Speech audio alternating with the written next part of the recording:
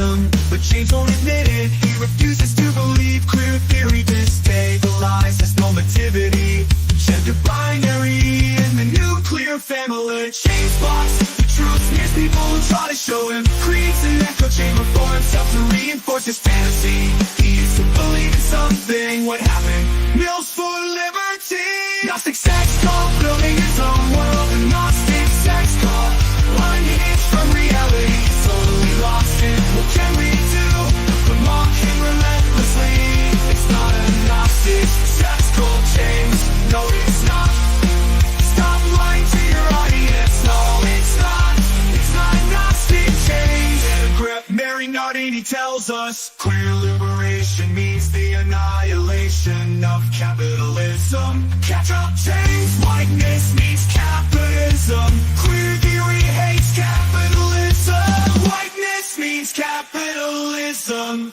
Queer theory hates capitalism.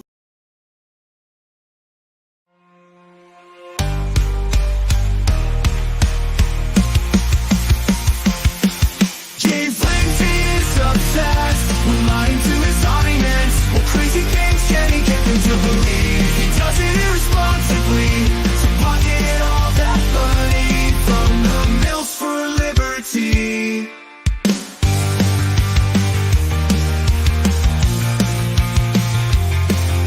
The left hates capitalism, but James won't admit it. He refuses to believe queer theory destabilizes normativity, gender binary, and the nuclear family. James blocks the truth, smears people who try to show him, creates an echo chamber for himself to reinforce his fantasy. He used to believe in something, what happened? Mills for liberty. Gnostic sex cult, building his own world. A Gnostic sex cult, unhinged from reality, totally lost in what can we do? But mocking relentlessly. It's not a Gnostic sex cult, James. No, it's not. Stop lying to your audience. No, it's not. It's not Gnostic, James. Mary Nardini tells us queer liberation means the annihilation of capitalism. Catch up, James. Whiteness means capitalism. Queer theory hates capitalism. Whiteness means capitalism. Queer theory hates capitalism. Whiteness means capitalism. It's all about capitalism. Everyone knows it's capitalism. The socialists know it's capitalism. Wake up, James. It's capitalism. Whoa. The socialists know it's capitalism. Wake up, James. It's capitalism. It's all about capitalism. Everyone knows it's capitalism. The socialists know it's capitalism. Wake up, James, it's capitalism. It's capitalism. To pocket all that money from the mills for liberty.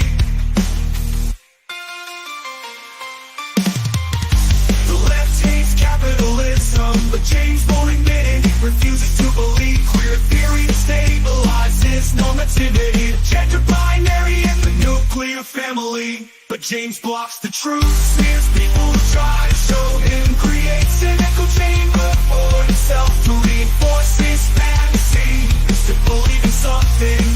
What happens for liberty? Gnostic sex cult, building his own world. Gnostic sex cult, unhinged from reality, he's totally lost it. What can we do but mock him relentlessly?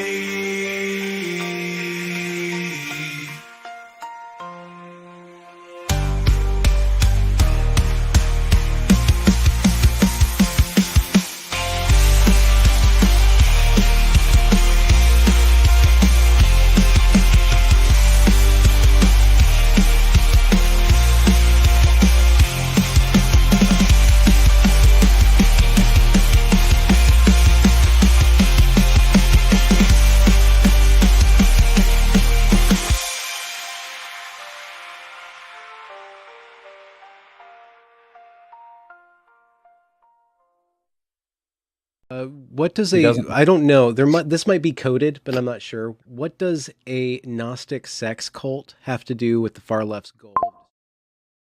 This guy That named Bot is going off that about is this Gnostic sex cult. What that?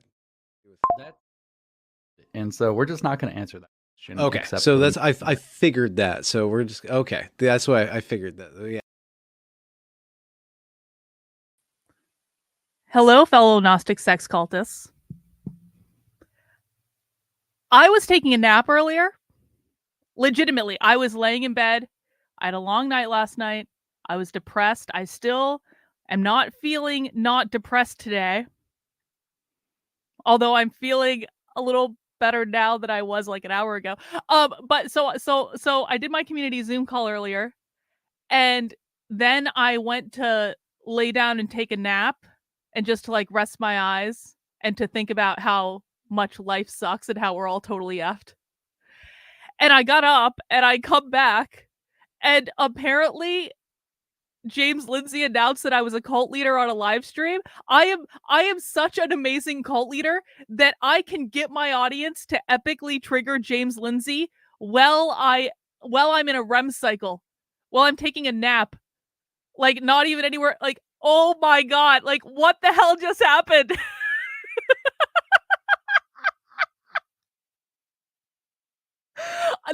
That clip is like the only clip that I've seen, but I had all these DMs about like I was almost getting like a play-by-play in my DMs of what was happening. I was like, what the like I left the internet for like an hour and a half, okay? I left the internet for an hour and a half. What happened?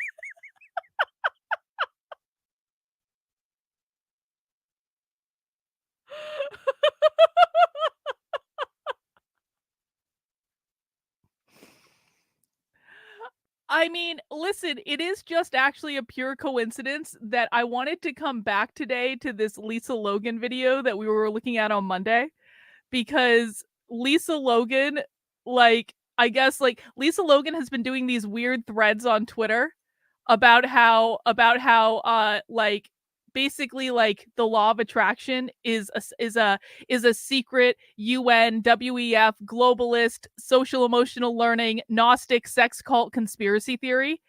And you know, as someone that understands the law of attraction far better than Lisa Logan can ever hope to dream she can understand it, I was like, what the hell are you talking about? And so we went through this thread the other day, and I was just like, I was blown away at how stupid this whole thing was. And then Lisa Logan posted another thread, and there may even be another thread that I missed because I wasn't really trying that hard.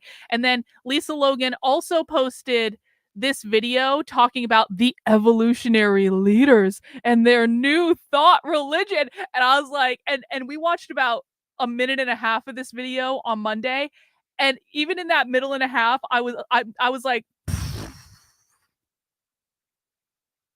and so my entire plan was honestly to watch this video today. I need to I can't do like the stuff with the protests last night like really depressed me. Like I and I'm not going to go into why. I just like it's not that I'm on the protesters' side, but in some respects I am. In some respects, I'm very much not on their side. I don't agree with violence. I don't agree with taking over buildings. I don't agree with blocking traffic. I don't agree with harassing students. I don't agree with any of that. But like there are some things about the righteousness of what the actual thing is in regards to like I do believe Israel is committing a genocide against the Palestinians. I legitimately do believe that.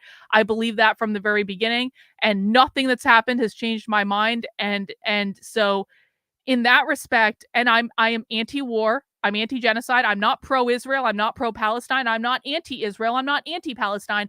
I don't give a flying F, and I don't think the US should be involved. But I also feel like we're witnessing a genocide happening right before our eyes, and I feel like we've been witnessing that for months. And I feel like a lot of those kids that are protesting on college campuses, and listen, I was a kid that protested when I was in college, all right? Like I feel like a lot of them are probably seeing the same thing, and it's not necessarily for all of them just about the Marxist stuff or or abolishing capitalism or any of that. I really do think that a lot of them probably are dug in on the issue. And so for me to watch the absolute police armies that were amassed all over against these college kids, that is very depressing to me to watch. I said I was going to talk about it. I'm talking a little bit about it. I'm working out my feelings on the internet, whatever. Okay. Like to watch students get tear gassed in Florida for sitting on a lawn expressing an opinion that people didn't agree with. I was like, what have we come to? And to watch how many people were cheering for it, and they were cheering for all of this to happen. They were literally like the whole purpose of the First Amendment is that people have the opportunity to say something that you would disagree with. All right, that's the entire purpose. And so to see so many people like who pretend that they care about the First Amendment just call for the censorship of these students and the censorship of these ideas because they personally find them distasteful. Well, guess what, assholes? I probably find a lot of what you say distasteful, but that doesn't mean I want to censor you. It doesn't mean I want you arrested. It doesn't mean I want you tear gassed. Like, I got really depressed last night over just everything, and I'm still kind of feeling it today. I do not feel great, to be completely transparent. I don't feel great. But the show must go on. And so I thought that, the protests, I think all of us, because we're not morons, understand that the protests at Columbia and CUNY and UCLA, they're not over. They're just going to regroup. Actually, the protest organizers from Columbia and CUNY are having a press conference later today. So now they're all out of jail. They're all regrouping. They're going to figure out the next thing. We're going into the glorious summer of love. No one's going to understand what's going on. The conservatives are still reing about how these students are all have. You know what's so funny? Again, last thing I want to say, well, maybe not. I'm going to say as much as I want about it, okay? You know what was so funny is, like, last week we basically heard all this conservative about how all of these students are George Soros funded, and there was this New York Post article and Alex Jones was tweeting about it and all this stuff. And so apparently we were led to believe that because a couple of the tents were the same on the Columbia, that was absolute proof that these students had massive George Soros funding money.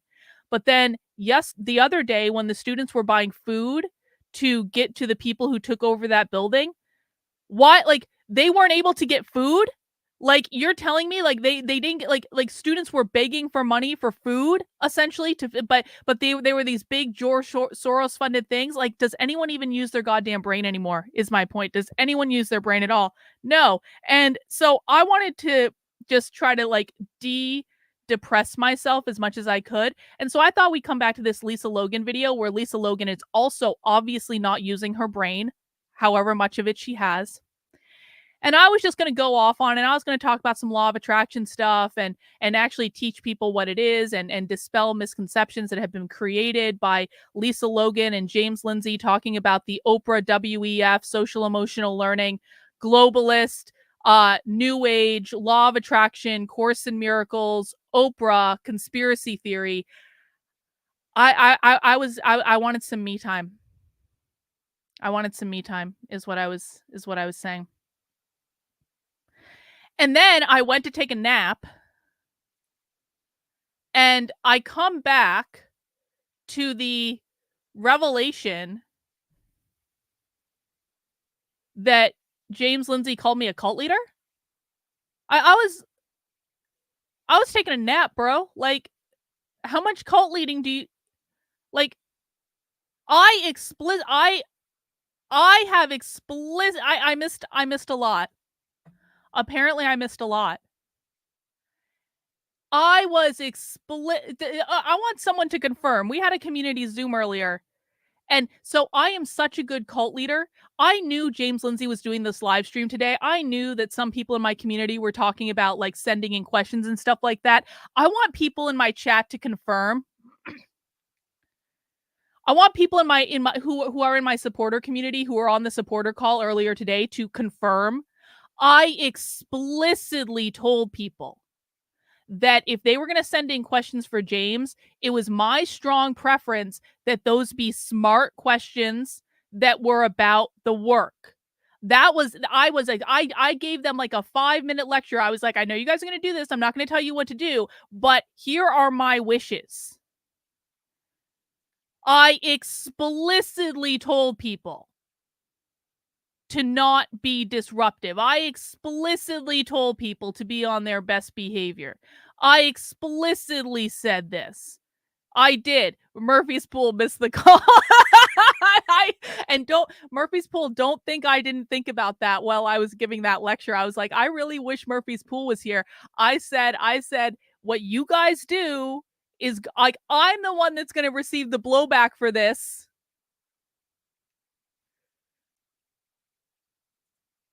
Reagan said, I asked a very educational and thoughtful one, but I think they got rid of all bot super chats. Oh, through bot. Oh, so Reagan used bot to ask a thoughtful question and they just deleted them. I hope you guys do chargebacks on your credit card if they deleted your super chat. Kenneth, you were not on your best behavior. Well, to be fair, Kenneth was also not on the supporter call earlier, so yep, I told everyone to be on their best behavior. Yep. People started picking fights. Listen, man, I'm apparently such a great cult leader that I explicitly gave a directive. Not only did I give a directive, I accompanied that directive with a lecture about why I was giving that directive. And I'm such an amazing, such an effective cult leader that no one listened to me.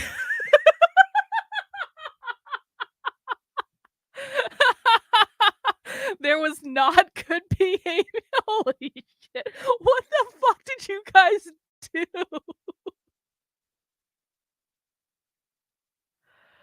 Oh no. Oh no. I'm getting blamed for all of this. But I do have to say, that clip of James flipping off the camera was everything. Can we just watch that again? We're going to go into this and we're going to figure out what time this all started and I'll do a reaction to this. Fine. Okay. But can we just watch that other clip? Like just real quick. Okay. I want to see the finger again. What does I don't know. This might be coded, but I'm not sure. What does a Gnostic sex cult have to do with the far left's goal? This guy named Bot is going off about this Gnostic sex cult. What that? And so we're just not going to answer that question. Okay, so that's I figured that. So we're just okay. That's why I figured that. Yeah.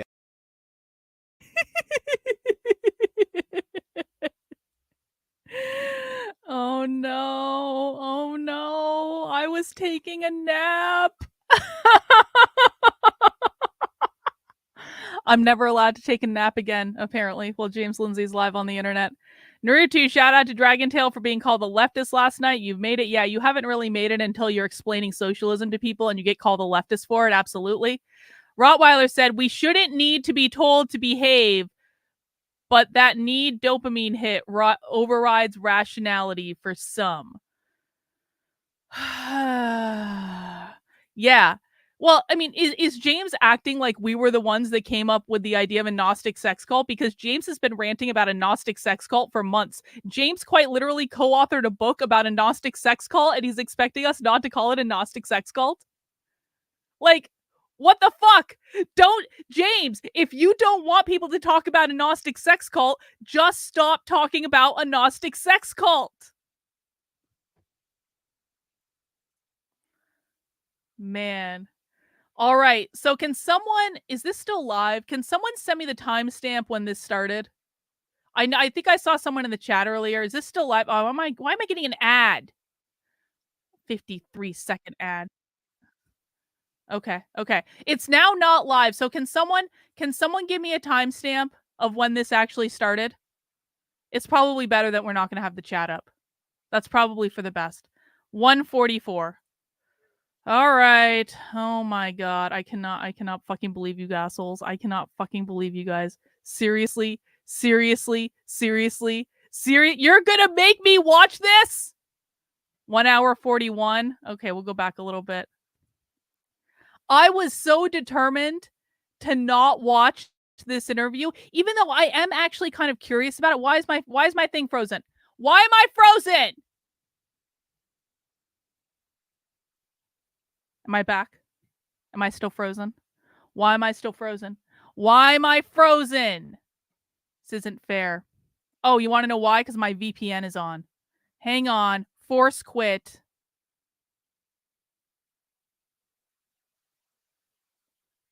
There we go. Now I'm not frozen. I don't know what just happened. Now, before we get into that, I want to remind everyone that I have a T-shirt for just this occasion. It's like I anticipated this occurrence.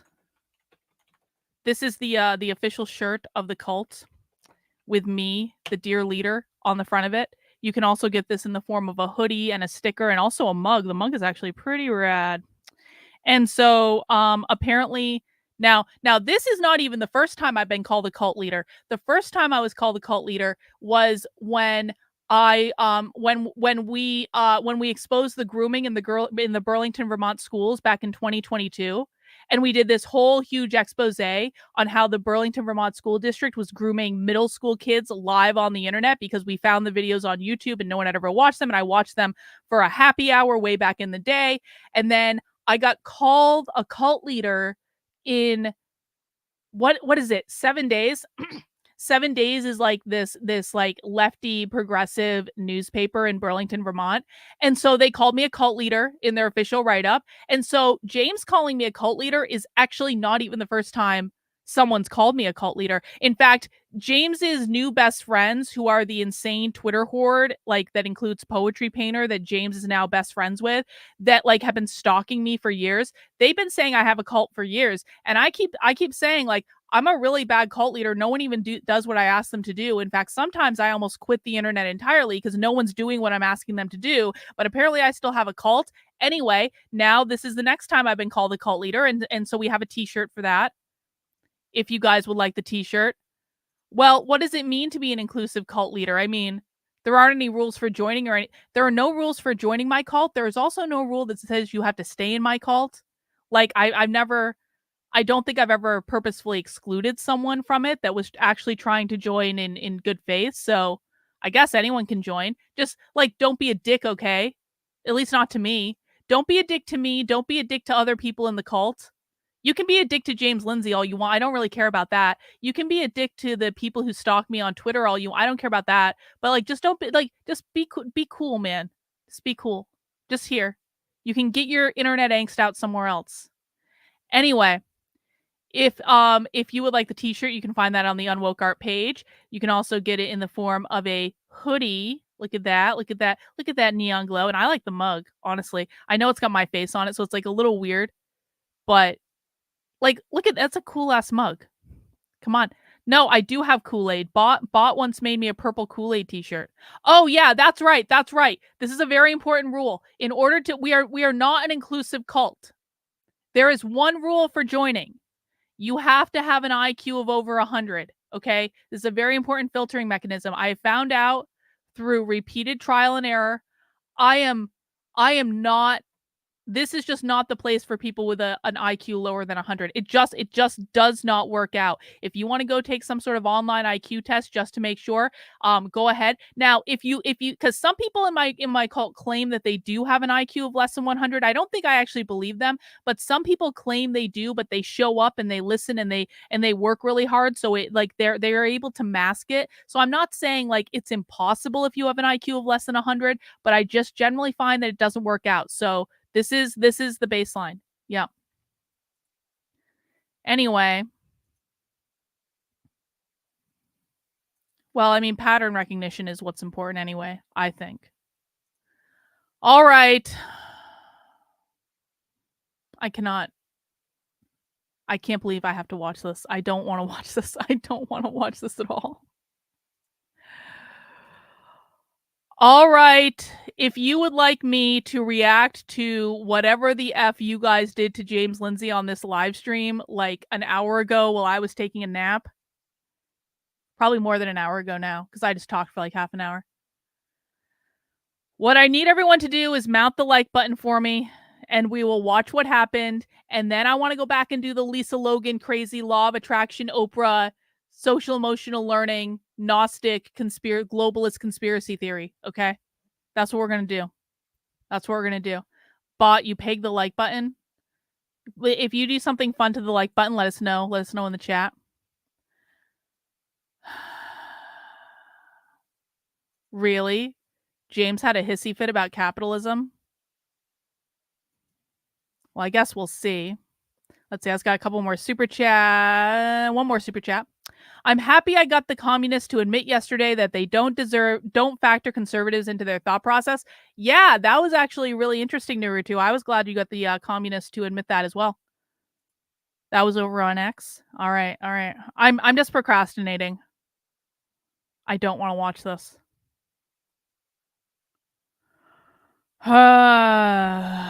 You guys, here's the deal. I don't know how you're going to work this out, but however much you guys sent Benjamin Boyce in super chats, you guys need to work out some sort of plan where you owe me the same amount in super chats for watching this and reacting to this as you sent into Benjamin Boyce. So if Benjamin Boyce didn't read any of your super chats, I need you to do a chargeback and you send that to me as penance for making me watch this. Does that sound like a fair deal? All right.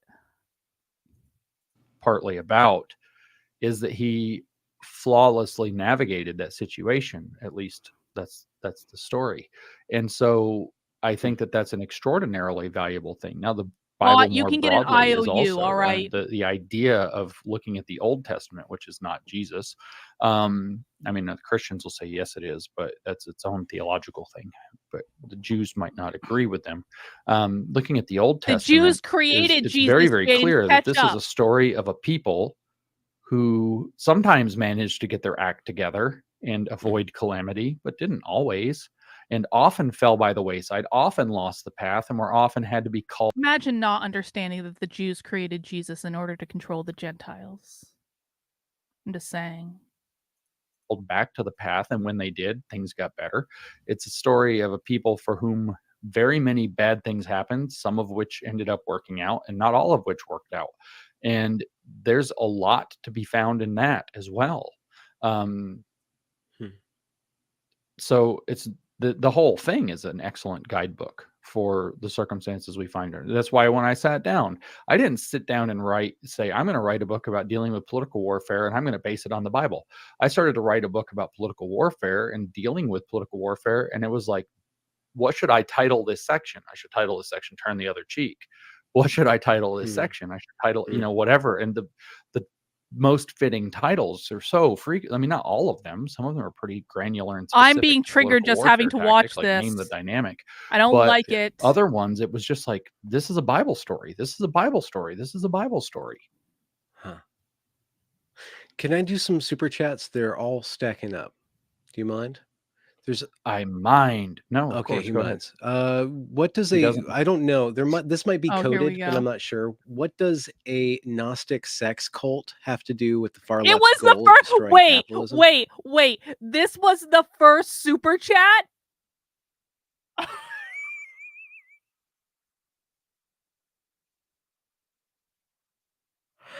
This was the first super chat? Are you shitting me?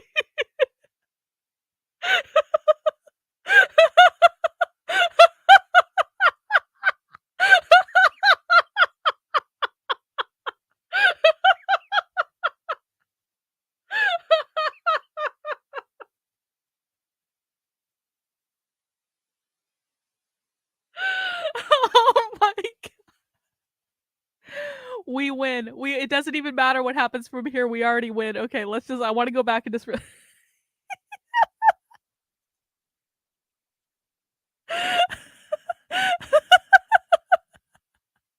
Okay, Rottweiler, I understand your point. I really, really do. I get it.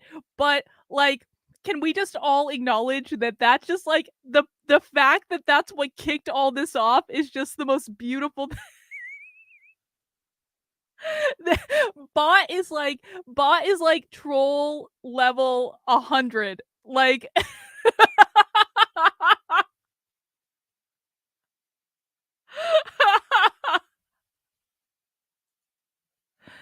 why does James talk religion when he's an atheist? I don't know. I think that would have been a very good question for someone to super chat him. What does I don't know. This might be coded, but I'm not sure. What does a Gnostic sex cult have to do with the far left's goal of destroying capitalism? This guy named That- Bot is going Girl. on with this Gnostic sex cult. Not a so guy. know Don't what that misgender has to do Bot. with- That's super coded, and so we're just not going to answer that question. Okay, except so for- that's I figured that. So we're just okay. That's why I figured that. Yeah, there's a fool number me, of Bot. people ask that. Yeah, I bet the there's a whole recent- bunch of them. Make all you people come. I know you're watching. I know you make Benjamin lots of money. Give super chats. Just keep doing it. So James Beach says, love the recent ND work, New Discourses work. DEI equals stochastic entryism. So is James? Did James just basically tell us that he thinks we're watching all the time? Like, are we making James paranoid that we're always going to be there, no matter where he goes, no matter what he does? Every time James says something stupid and nonsensical that is unhinged from what the left is actually doing, like James is going to be paranoid that we're going to be there. I think this is, I mean, my plan is working out beautifully. Was great. Yeah. Love the other UN occult videos. The Gnostic stuff really seems like a twisting of all good beliefs. Even Buddhism is twisted, watered down. How is Well, I mean, so are you still this is a riding the different- Gnostic train? Like, where are you at with your Gnostic yeah, project? I mean, well, that's what's happening. Like, I did a thread about it earlier today, so like, Yeah, okay. it's still. A Oh, thing. he did. It's not going away. Wait, James did a thread about it earlier today. We have to look at that thread too. The bourgeoisie is the demiurge, and it's structuring society. The bourgeoisie is the alienating them. demiurge. What? I'm That serious. sounds I'm kind of dead Gnostic serious. sex culty. I'm saying. I mean, my demiurge. You know,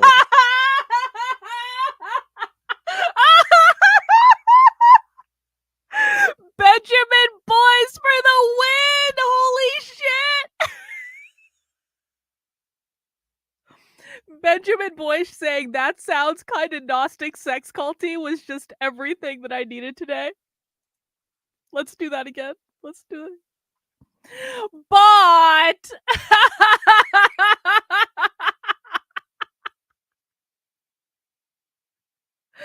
this is for your pain of watching this boring man, and shout out to Murphy's Pool for coming up with the question that I had.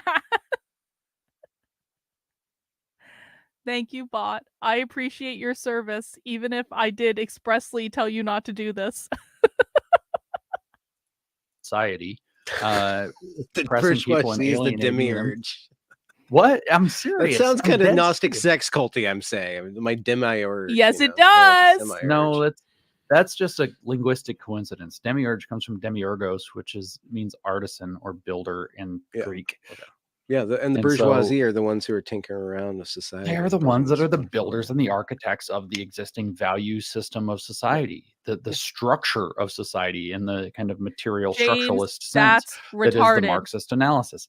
And so they operate like an evil demon that alienates the proletariat from their true nature, sets them at odds against one another, makes them individualistic and competitive. The whole structure is the Gnostic structure. It's rather than a transcendent You realm, it's don't now a understand what Gnostic socioeconomic means, realm James. in which the structure of the universe plays out, because that's where the belief system got moved, and then it just got reconstituted in that position. So Marxism over and is over again, the yeah. Gnostic. It's the Gnostic heresy or Gnostic And mythology. what's the reconstructed. counter to that? The non-heretical point of view. Truth. That's counter to that.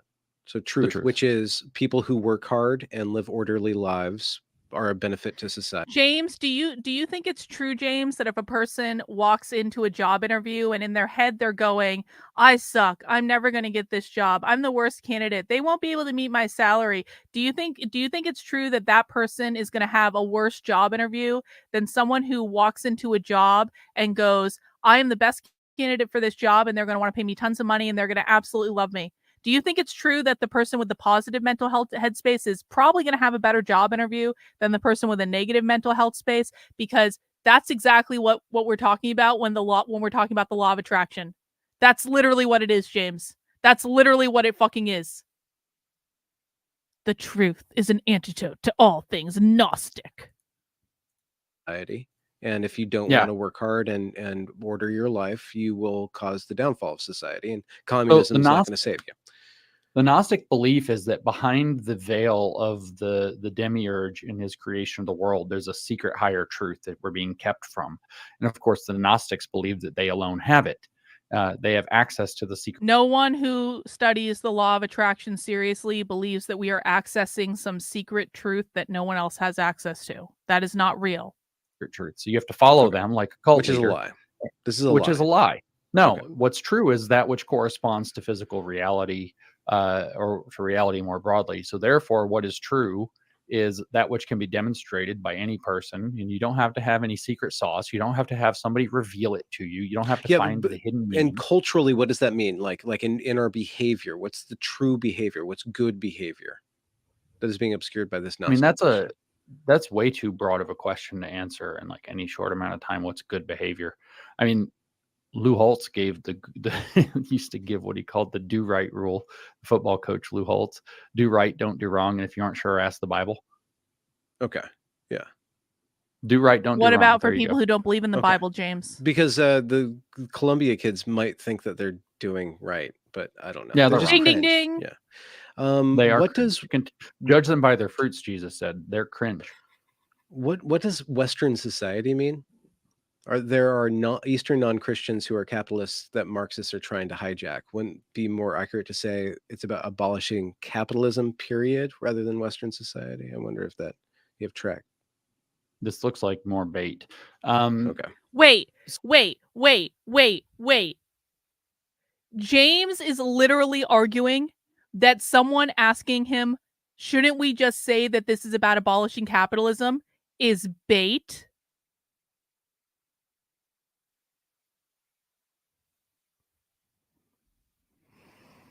Let's keep going.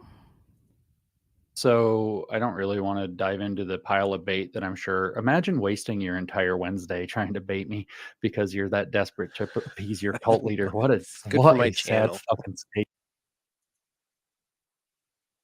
James thinks people did this to appease me while I was taking a nap. Is that what?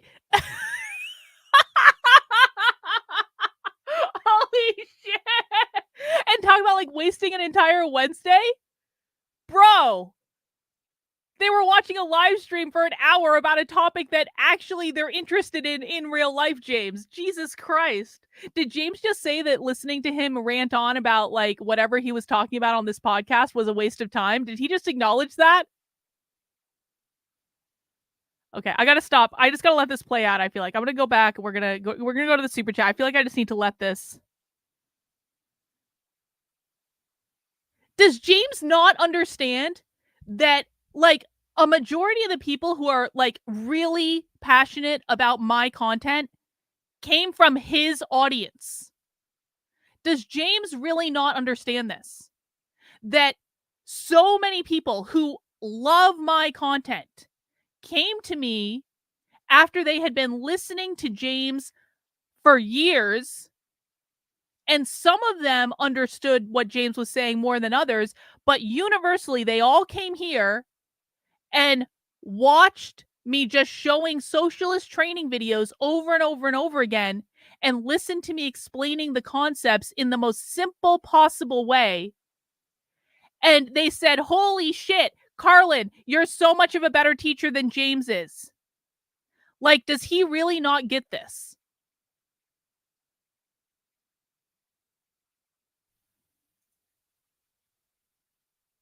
Why am I going to have to rename my show from the Cult Max or Maz? Sorry, Maz over on Rumble. I think I have the perfect name for my show. Literally. You're too libertarian? I literally am a libertarian, bro. I'm an anarcho-capitalist. I literally am a libertarian. I believe in voluntarism and private property ownership. I'm such a cult leader. God. Okay, I'm just going to let it play. I'm not going to interrupt every 2 seconds. Capitalism, period, rather than Western society. I wonder if that you have tracked. This looks like more bait. Okay.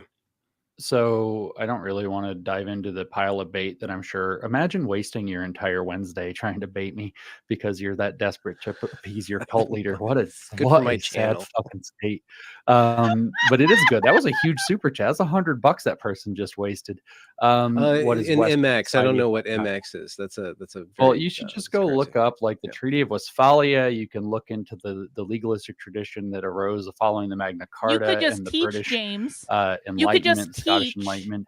Yeah. You can You look could at explain classical liberalism something ideal in a way that the someone else can individualism that's understand the it. heart of it, You could literally and the just securing teach, of the bro. relevant rights. I guess like the beneficial way of interpreting that is that, you know, there's capitalists that are being hijacked that are not part of Western society or Western culture, you know. So Ding. this stuff Yeah, is that's fine. transcending. They're just, I guess, so the attack isn't just on Western values. Ding. Yes, Um, Benjamin. Yes. That's because the Gnostic parasite attaches to whatever the hell it needs to, and it Okay. adapts itself accordingly. That's Exactly. why Mao led Chinese.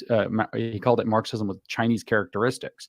So if you read the weird books Mao actually wrote, he didn't write his book of quotations. That was a compilation by somebody else. If you read the books that Mao actually wrote, it's all this weird shit where it's very obvious that he was taking Marxist doctrine and trying to blend it with like Taoist yin yang polarity stuff.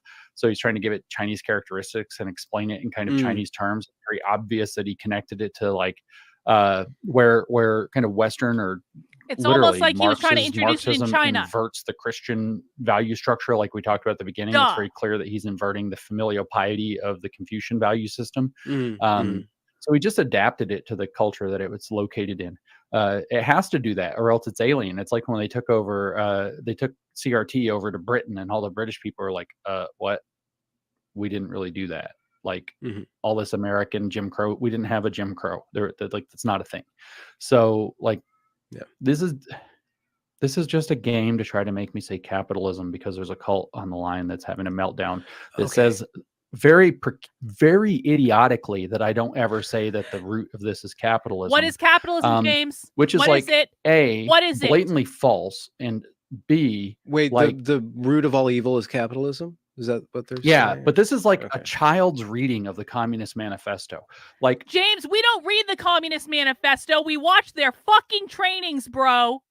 Has James ever even bothered to look at why my audience understands this and why my audience is pissed off? Because a lot of them came from him, never understood what the root cause of what was going on in the real world was, because James doesn't fucking explain it.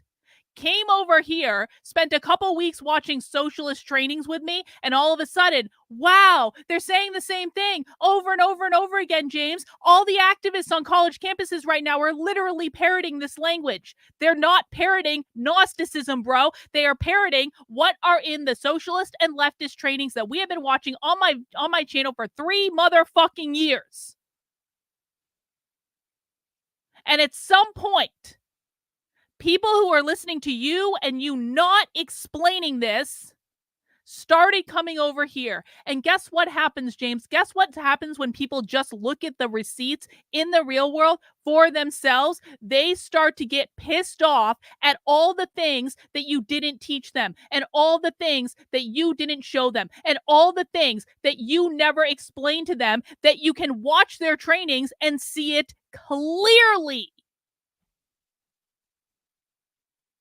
There is a very specific reason we're trying to force your ass to say capitalism, James, and that's because your audience does not understand this, and you are in a position of being able to influence millions of people. And instead of teaching them the basics, which is the left wants to abolish capitalism, which they define as private property. Private property means your home, your land, your business, your intellectual property, your rental units, your parental rights, motherfucker, and your individual liberties, because you never tell people what the left means when they say capitalism. It is not just about the goddamn factories. It is about everything. It is about the family. It is about parental rights. It is about the gender binary. It is about everything. It is about the individual liberties. It is about everything. Every fucking problem. Every goddamn problem that the left is causing in the world today, from critical race theory to social emotional learning to gender ideology to attacks on parental rights to defund the police to the protests on the college campuses to environmental justice to everything. Every single thing goes back to them wanting to abolish capitalism, and your audience does not understand this, James, and I know your audience doesn't understand this because I can show you Lisa Logan's Twitter feed right now where she is saying that the root cause of social emotional learning is a new age Gnostic fucking sex cult led by Oprah and Marianne Williamson and Deepak Chopra and Wayne Dyer. Wayne Dyer, by the way, who is dead and apparently, according to Lisa Logan, is still one of the evolutionary thought leaders of the secret Gnostic sex cult that only James and his audience know about. And that is what your audience understands right now, James. I can look at it because I can look at their fucking Twitter feeds and I can see exactly what they're talking about. Your audience has no idea where a lot of this stuff is coming from. Your audience can't even explain it. Logan Lansing very proudly bragging that he didn't mention the word capitalism in your book once. If you do not understand that capitalism is the target of queer theory and queer Marxism, then you do not understand what queer theory is. If you do not use that word explicitly, because their entire goal is to destabilize normativity. What is normativity? Capitalism. What is the gender binary that they want to abolish? The gender binary was created by capitalism, which meant men in the workplace, women in the home. Abolishing the gender binary is an attack on the nuclear family, which the Marxists believe, through social reproduction theory, is a literal goddamn production factory for fucking capitalism. And you don't explain this to your audience at all. And then you want to pretend that we have a child's level understanding of what's going on because you're pissed off that I'm a better teacher than you are? My audience can explain things that your audience has no fucking clue about. And James, if you weren't lying to people in a way that could literally result in them getting their kids taken away because they don't understand where the attacks on parental rights are coming from, then that is everyone's fucking problem, James. You are being grossly irresponsible. This is not just some fucking game to get you to do something that you don't want to do. The public needs to be informed about what is happening, and you are like the Pied Goddamn Piper leading them off the fucking cliff. It's not hard to say capitalism, James. I say it about 87 times a fucking day. You want credit because you said capitalism once in a podcast a year and a half ago? Go fuck yourself, bro. You should know better than anyone. You were a college professor, James. Weren't you teaching in college? Don't you know that the way people learn is through repetition, through saying the same thing over and over and over and over and over and over and over again until people fucking drill it into their heads and they understand it? This is why I'm a better teacher than you, James, because I didn't just say capitalism once a year and a half ago and then hang up my coat like, all right, I told people it's all over. I said it every single day, dozens of times a day.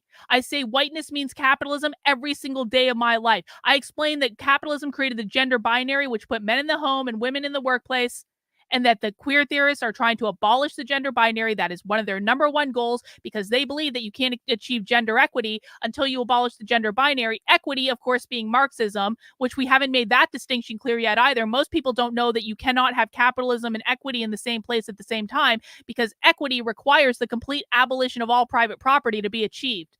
And that's what's being taught in school districts. That is what the actual danger is. James doesn't explain any of this to his audience and then pretends that we're crazy for wanting to be on his ass until he fucking bends the knee to my fucking cult and does what we want him to do. And if he isn't going to do it, then we are going to keep haranguing him to within an inch of his goddamn sanity until he does, because the public deserves to know what's going on.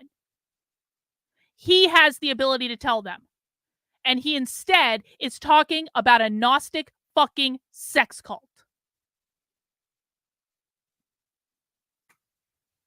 Let's keep going. How many years have I been on stage saying, for example, that Karl Marx said in the second chapter of the Communist Manifesto that communism can be summarized in a single sentence, the abolition of private property, which isn't even really a sentence, but maybe it isn't. So James finally acknowledges that the left defines capitalism as private property. What does private property mean, James? Let's actually make this tangible for people. What does it mean that the left wants to abolish private property? Are you going to tell them that that means individual liberties, James? Are you going to tell them that that means parental rights? Are you going to explain that? In the original German, how many years? But then I say, but when you read the economic and philosophic manuscripts, he says that that's not enough. That's called crude communism. And crude communism isn't the same as what he really means. The true communism is the positive transcendence of private property as human self-estrangement and a return to being fully human. That's because being part of the collective is the self-actualization exercise, James, and you can't be part of a fucking collective while private property exists. He really doesn't fucking get it. He doesn't fucking get it. I will never take this away from James Lindsay. I think he's a legitimate genius, but he cannot connect dots. And if James thinks that the Marxist activists in the real world today are doing some sort of transcendent self-actualization exercise, then he's never actually been to a Marxist event, and I've been to several of them. And if you don't believe me, if you think that James is right about Marxism being a fucking self-actualization Gnostic exercise, then just go and find a socialist event in your area, dress up like a socialist, go to the fucking event, keep your mouth shut, don't start any problems, listen to what they're saying, and then you come back and you tell me if they're talking about transcendent exercises, or are they talking about abolishing capitalism? Are they talking about abolishing property? Which are they talking about in the real world? It doesn't fucking matter. This is why my techniques are so much better than James's techniques at predicting what is going to happen in the real world. Because it doesn't fucking matter what Marx wrote 150 goddamn years ago if that is not what's being taught to activists in the real world today. Because what matters today, how we predict what the left is going to do today, is based on what the real activists today know. And most of them have not read as much Marx as James Lindsay has. Most of them have not read as much Hegel as James Lindsay has. Most of them have not read as much Marcuse as James Lindsay has. Most of these kids, the ones pushing the ideology in the real world, the ones teaching in schools, have been involved in far-left clubs and far-left organizations and far-left book clubs and far-left conferences and far-left events and far-left like meet and greets and whatever the fuck the far-left is doing. They've been involved in their social circle. That is where they learn this. If they are not teaching the esoteric Marx transcending the crude Marxism in their social circle today, if the activists don't know that today, they are not acting on that. James has picked out the most obscure, like, ridiculous parts of this and gone down ridiculous rabbit holes. And he's trying to convince people that that is related at all to what is happening in the world today. And it is not. I am sorry. What we are dealing with today is gain of function Marxism, in which you have the philosophy of Marx over here, you have Mao over here, you've got the pig.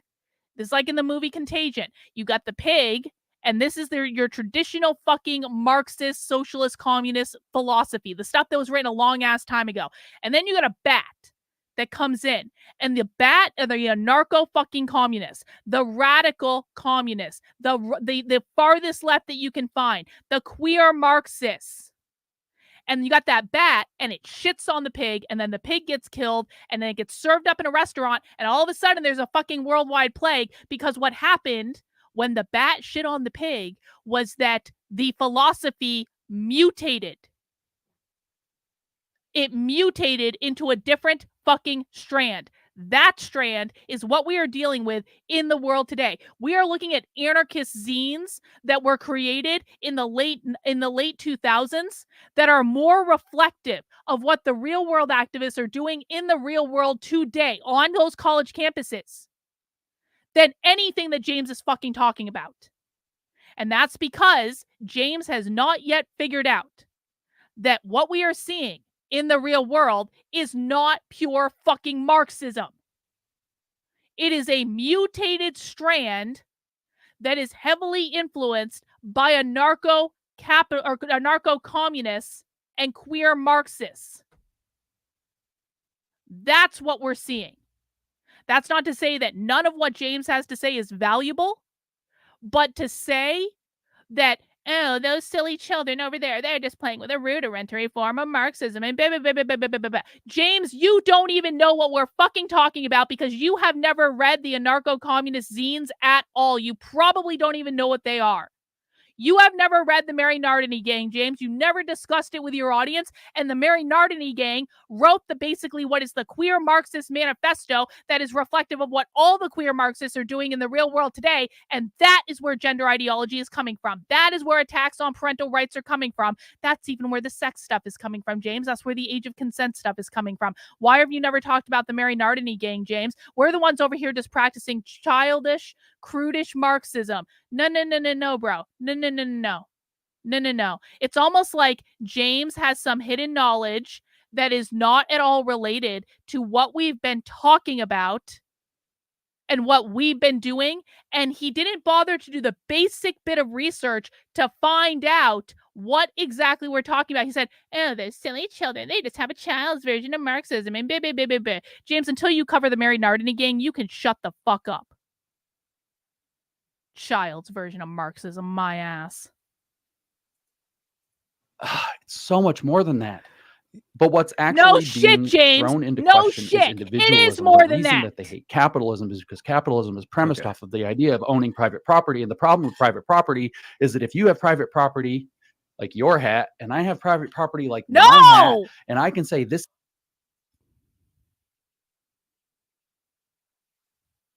James, your hat is not considered to be private property. Your hat is considered to be personal property. And the analogy, the horrible analogy that you just made, just walked right into the trap that the socialists always try to set for people by telling people, no. We don't want to take your stuff. There's a difference between private property and personal property. Don't worry. You're going to get to take all your stuff. That is exactly what they say. That is what they say every goddamn time. When they are saying that, what they mean is that hat you're wearing, that's not private property. That's personal property. That computer that you're streaming on, that's not private property. That's personal property. Don't worry. You're going to get to keep all your stuff. And what they're not telling you is that private property, as defined by today's Marxist activists, and I have every single one of these on video from their trainings, private property is explicitly defined as your home, your land, your intellectual property, your business, if you own a rental unit, it's defined as that, your parental rights, and your individual liberties. That is the definition. But James just used a personal property example, which means that James does not understand, even off the top of his head. And this is, James, this is basic communism, okay? This is like basic Marxism. I just don't know. Like, basically, James, we're dealing in child's Marxism right now. So I don't know why you would just make such a bad analogy about personal property when, in fact, what we're talking about is private fucking property. And perhaps if you ever listen to Marxists like we listen to Marxists, you would understand that that is the gotcha that they play every single time. Is mine and that is yours, then you and me are not the same. We're not part of the same super entity, which is called a species being. Jesus Christ. We've covered that, James. A life, people. Okay. I think it's pretty cool. Get a life, everyone. Get a life. James doesn't want people to know that capitalism means parental rights, but if you want people to know that capitalism means parental rights, then you need to get a life, guys. I'm sorry, like that. The God Lindsay has spoken. Let's just wrap it up and go home. Nothing more to do here. No more people to educate. No more things to teach. Should I keep watching? Does he keep going? What? Styx mentioned me positively on his stream. What did he say? What did he say, Stevie? Does James keep going? Do we need to keep listening?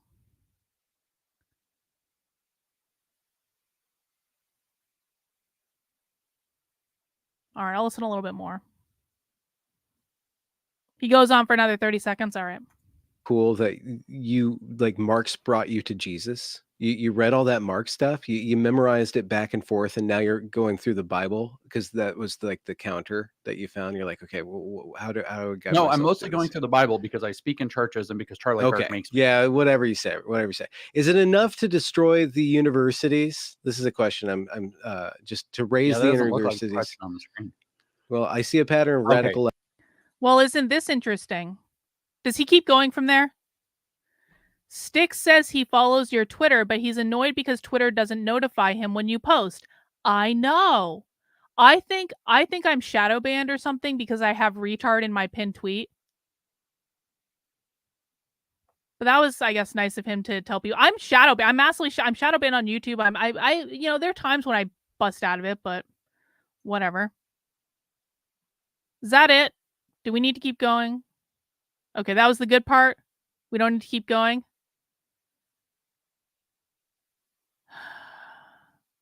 All right.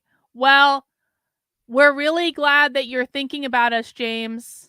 I'm really glad that I got so in your head with this that literally while I was sleeping, you were triggered by me. I mean, that's just like, it really is quite an accomplishment, right? I am such an effective cult leader that I triggered James while I was asleep. You know, maybe I found my calling, guys. Maybe I found my calling. I guess it didn't get too inappropriate. I don't know what happened in the chat. I heard about some shenanigans in the chat, but I guess the questions weren't too inappropriate. Yeah. My superpower. I trigger people while I sleep. All right. Well, now you guys know what James Lindsay thinks of you, but let's do you guys want to do this Lisa Logan stuff? Do you guys want to do this Lisa Logan stuff? Okay. So, as a reminder, is this? Yes. Hang on. As a reminder, the other day, Lisa Logan is best friends with James Lindsay.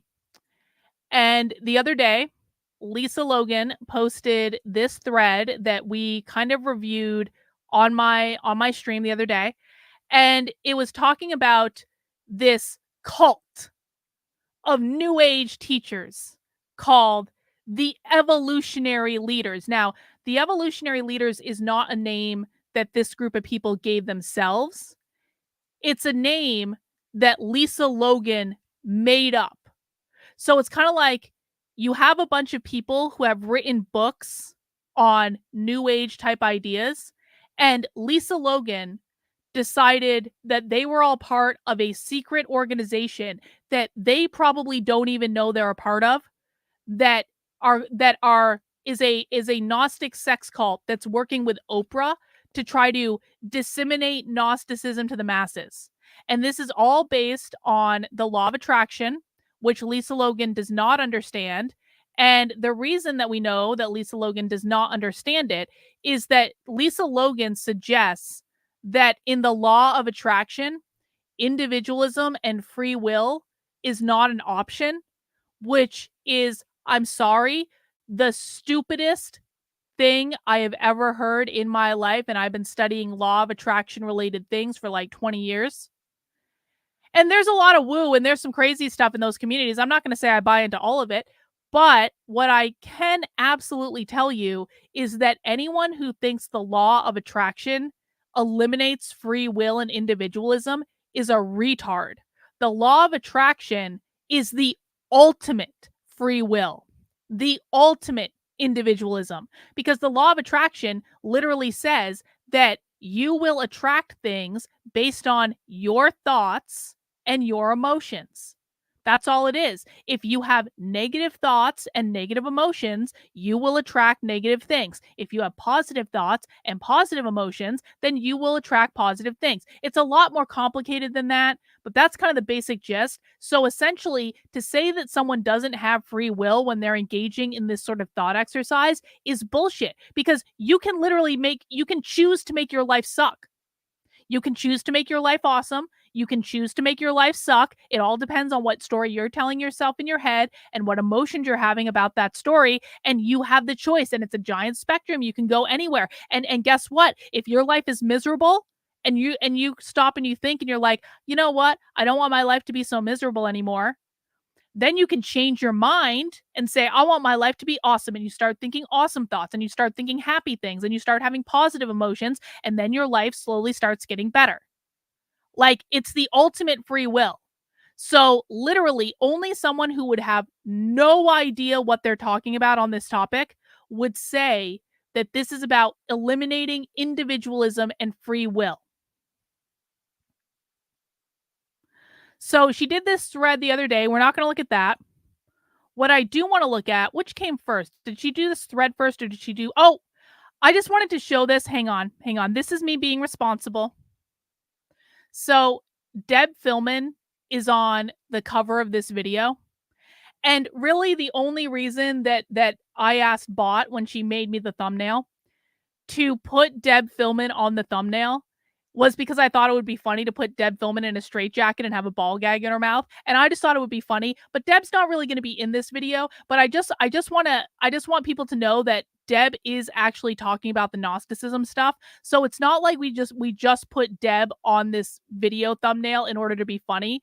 Although that was pretty much the reason that it happened. I just want people to know there is also truth to it as well. Deb believes in the Gnostic sex cult. So if she doesn't like that she's on my thumbnail with a ball gag in her mouth, I guess she'll just have to, I don't know, go to synagogue and work out her fifis or something. Let me see. So this video was published before that new thread. So let's watch this video. This is what we're going to do first. So we started watching this the other day, and this is, again, Lisa Logan is like one of James Lindsay's best mommy girlfriends. And so she had some things to say about her ideas about the evolutionary leaders and their new thought cult, aka Oprah's favorite cult. And we started watching it, and I knew within 30 seconds she didn't know what she was talking about, but there's a 34-minute video, and so let's just watch it. All right, let's go. Do you want to have the ability to get to choose your own belief system? I do. But there's a coordinated effort going on right now to take that cognitive liberty away from all of us. Your spiritual beliefs are being hacked, whether you know it or not, by a literal neo-communist religious cult. This cult— Can you guys hear that? Is that like really soft? Why isn't this allowing me to... Normally I can turn up the volume just by hitting that. It's not allowing me to. Let me just refresh real quick. Maybe that'll help. Maybe if I turn it off and turn it back on, that will help me fix the volume issue. To get to choose... Shh, Lisa, shh. Did they update the plugin or something? No, it's still not working. Huh. Oh, wait, now it is working. Okay. Let's see if this is better. Your own belief system? That's better. I do. But there's a coordinated effort going on right now to take that cognitive liberty. So that's a little bit better, but I'm going to turn down my microphone and everyone can turn up their personal volume just to make it as loud as you want to make it, all right? Liberty away from all of us. Your spiritual beliefs are being hacked, whether you know it or not, by a literal neo-communist religious cult. This cult is the cause of all the woke ideas you see suddenly permeating our culture. No, and they're wrong. This is the point in the video last time where I knew she was full of shit, where she's saying the neo-communist Gnostic cult is responsible for all of the woke problems in our culture. No, it's not. The communists trying to abolish capitalism is what is responsible for all the problems in our culture. Every single problem that exists in the world today, critical race theory, gender ideology, attacks on parental rights, abolish the police, environmental justice, the protests on college campuses, every single one of those things, attacks on the nuclear family, every single one of those things leads back to abolishing capitalism.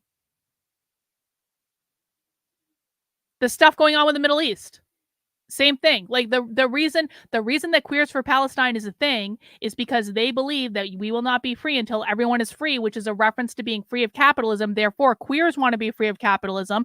They perceive, whether or not this is correct, it doesn't really matter. They perceive that Palestinians want to be free of capitalism, and that's why you see Queers for Palestine. Because they are in solidarity over the desire to abolish capitalism, they think. The United Nations to bring forth a one world religion, theirs, which will be enforced through globalism. The people involved with this cult might surprise you, and ultimately, the amount of power that they have within the sectors that they've infiltrated should concern you, because their religion, Gnostic New Thought, views your individualism as a literal threat to their humanity. Their views on evolution and what it takes to make the next evolutionary leap to a higher species to avoid extinction requires your cooperation, and they plan to get it. What? Either through brainwashing or by force. Let me introduce you to the evolutionary leaders. Oh my God!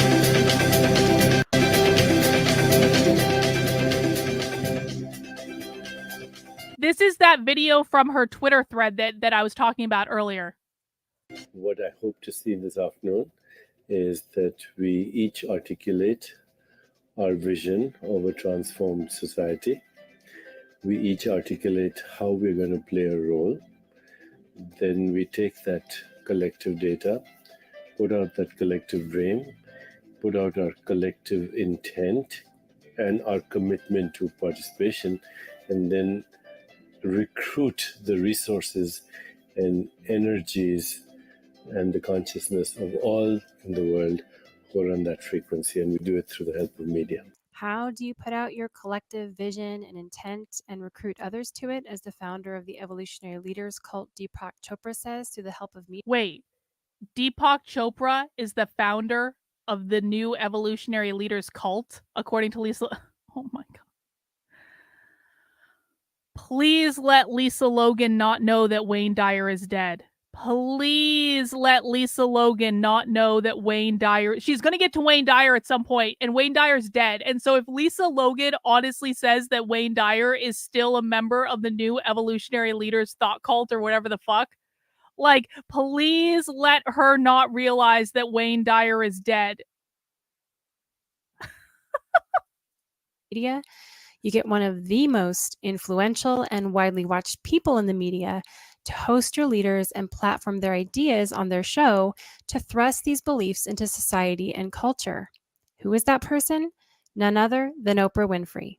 I decided to invite my first guest on the show after getting a phone call from Michael Jackson. He was calling to let me know that I absolutely had to have Dr. Deepak Chopra on the show. We're invoking the power of prayer today. Guiding our prayer mission is one of America's foremost spiritual teachers, I call her. Please welcome Marianne Williamson. Can everyone ask Marianne Williamson on Twitter if she knows that she is part of the Evolutionary Leader New Thought cult? Can everyone please tweet that? You need to say specifically, Marianne, do you know that Lisa Logan says that you are in the new Evolutionary Leaders New Thought cult? Do you have any comment, Marianne, as a presidential candidate? Tonight, we're talking about my favorite topic on earth, spirituality. Reverend Michael Beckwith is the founder of the Agape International Spiritual Center. His new book is... I'll say I always found Michael Beckwith be a little weird, if I'm honest about it. I was never a big fan of his. Anyway, she sounds like a Jehovah's Witness. She does sound like a Jehovah's Witness. Like, you're going to tell me I'm running a cult, but like I yell at my audience all the time. I don't mesmerize them. She sounds like she's mesmerized by James. I've known many Jehovah's Witnesses in my lifetime, and this is how fixated they are with the NWO conspiracy theories. The same. It's like, I wonder, I said this maybe a couple weeks ago. I wonder, is there like a large overlap between James Lindsay's MILF audience and the moms that were all into QAnon?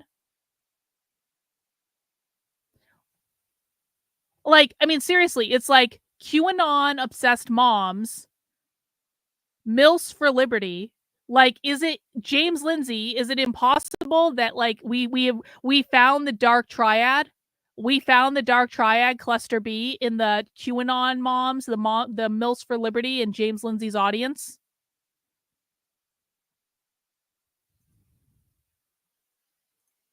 Called spiritual liberation. Alanis is scheduled to speak at the Celebrate Your Life conference with her spiritual mentor, Neil Donald Walsh. Today on Super Soul Sunday, she is the best-selling author who got millions of us thinking about our shadows.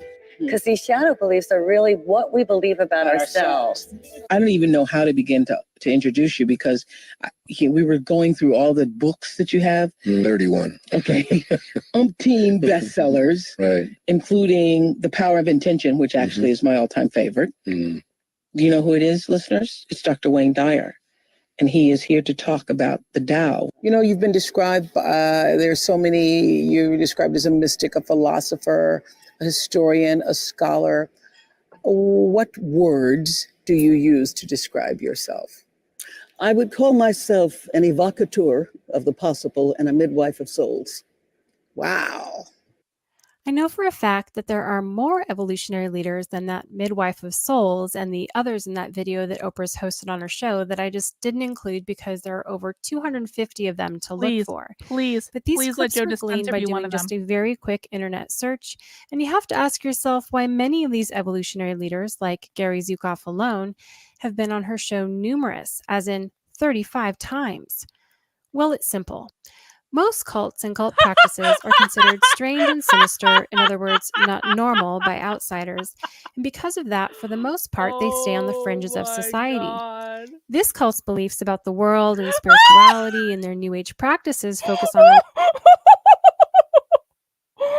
Oh my God. Oprah and getting into the flow of meditation. Does Lisa Logan think that meditating makes someone part of a cult? What the fuck?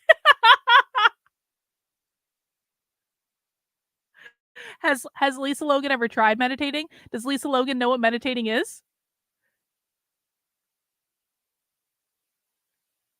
What? aligning mind, body, and spirit, on the other hand, were normalized in our culture through their constant exposure on Oprah's extremely popular show watched by millions of people who gradually accepted these new thought cult beliefs as no longer being fringe. This is called the mere wait.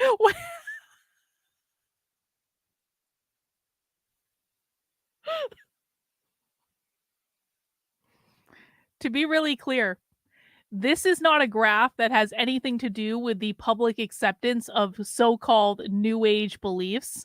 Like, Lisa Logan's talking about the fact, like, more and more people were accepting New Age beliefs. So some people might not look at what she's actually showing right now and believe that this is a chart that charts the ascendance of New Age beliefs. That's not what this is. This is a chart that is explaining, as someone hears about something more, their belief in that thing is going to go up. Like,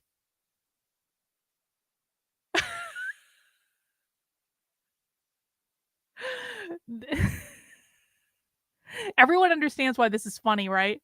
Like, Lisa Logan literally made a chart with smiley faces to explain that when people hear things more, their understanding of these things go up. Yo, I don't know why I bothered to get a PhD. It was a mistake. exposure effect. Research has found that individuals tend to develop a preference for things based on repeated exposure and familiarity. So what kind of Gnostic New Thought beliefs? Guys, remember, James Lindsay thinks that what Lisa Logan is doing is based, literally, and he thinks that what we're doing is the child's version of Marxism. So, according to James Lindsay, the chart with smiley faces is based, and we are but kindergarteners in our understanding of what the left is doing, even though I'm better able to predict what the left is doing than James Lindsay is able to predict it, even though I find out about things literally months ahead of when James Lindsay finds out about them. Yes, Yes. She was saying that the New Age, Gnostic, New Thought, evolutionary cult is equivalent to Charles Manson and Heaven's Gate and David Koresh, and I think the Moonies were on there. And Jim Jones, obviously. Did Oprah mainstream into society through her show? Well, first let's talk about what New Thought actually is and what Yes, they Lisa. believe. Tell us And what then I'll you show think you it is. short clips from Oprah's show so you can see how she platformed these ideas in a very big way. To do this, I'm going to start by playing a short reel from the movie put out by the New Thought religion themselves called What is New Thought? The law of attraction is not a religion. The law of attraction is a belief system. They are not the same thing. Oh, it wasn't the Moonies. It was some other weird thing. I don't know. I never really studied that particular cult, so I don't know. I'll take your word for it. We are part of a movement called New Thought, which, by the way, no one has heard of. We're labeling things all the time, and it's funny that we even call this thing New Thought because it's been around forever. It's all about our thoughts creating our lives and our being one with God. And yes, our thoughts create our life, and we are all divine beings. Burn the witch. Exactly. Our thoughts create our experience, whether or not we think we are good. Henry Ford said this, whether you think you can or you think you can't, you're right. And we're all divine beings that come from God. Blasphemous. there's nothing really new about it. True. It's just a new presentation of an ancient concept. True. It's known by other names or no name at all in many countries by many people. True. New Thought is not just about sitting and thinking. New Thought is about mind power. It's about heart power. It's about spirituality. True. It's actually about being one with the divine and raising your thoughts from a human egocentric consciousness, one to a divine consciousness. And in that expanded awareness, a divine consciousness, for people who don't know, it literally just means you see yourself as a creative being. That's all it is. It means that you acknowledge that you have power to create experiences in your life. Which means if you think positive thoughts and have positive emotions, you will create positive experiences. If you think negative thoughts and have negative emotions, you will create negative experiences. They're saying it in an extra woo-woo way, but that is quite literally all that means. We are here to create our experience. Create your life in any way you want. You don't have to follow any rules in any way that you want, but you do have to accept the consequences of whatever you choose at the end of the day, because we are divine spiritual beings having a human experience. A new intuition, a new insight, a new imagination, new contexts, new meanings, new stories. There's a whole philosophy, there's a whole point of view. There are saints and sages and mystics and prophets and living masters and Oprahs and Michael Beckwicks and amazing souls on the planet carrying this light, carrying this forward. So glad you are here with me! People may not even be recognizing that they're watching something about New Thought. New Thought may permeate almost everything because it is chameleon and it's really compatible with almost anything and everything. True. As you heard the people in the video say, you may be watching something about New Thought and not even know you are, because it is such a chameleon. It shrouds itself in both deceptive Christian language and my God. If you practice mindfulness and meditation, you are part of the New Thought Gnostic cult. Well, I guess I was guilty before I ever even came into this world then, because my first book was about mindfulness in the workplace. Are you fucking serious? Are you serious? Do you guys know what mindfulness is? Do you guys want to know like the 3 main principles of mindfulness? Be aware of what's going on in your head and your body. Be in the present moment, not thinking about the past and letting that impact you, not worrying about what's going to happen in the future, being in the now and practicing non-judgment. You don't immediately judge something as this is good or this is bad. You just look at it and say it is, and then you assign the meaning to it. Those are like the three main principles of mindfulness. And then the way you learn how to do that stuff with your brain and do it almost automatically is you meditate a metric ton. Meditation is you sit down or you lay down. You can even go for a walk too if you want, but normally people will either sit or lay down. And you shut your eyes and you take deep breaths in through your nose and out through your mouth and you clear your mind. That's it. And you push your energy out and you just be. Or alternatively, you could listen to a guided meditation based on whatever your goals are. You could have someone saying, you are powerful, you are loved, you are walking down a forest into a path into the forest where you are into a clearing and you can see a beautiful lake and there are crystals around the lake and an angel comes down. Like you can have whatever type of meditation you want. But literally, all it is sitting there and spending time working on your thought process. And you're telling me that people who practice mindfulness and meditation are part of a secret new age globalist social emotional learning Gnostic sex cult with Oprah and Michael Beckwith and Deepak Chopra?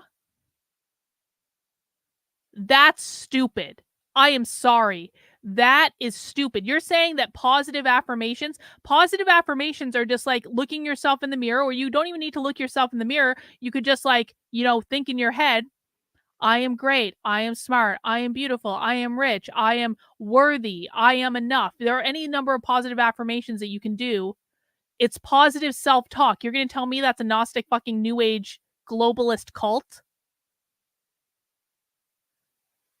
This is ridiculous. Ideas, which confuses Christians who don't read their Bible into thinking it's just an offshoot of Christianity, and also seemingly universal spiritual truth language, which deceives non-religious people into practicing their religion. In actuality, New Thought is a religion unto itself, that while it has incorporated philosophy and teachings from a variety of origins, goes under many different names, and has a multitude of denominations, it has a very distinct belief system. Wait, what was that? Hang on, I need to get that. And has a multitude of...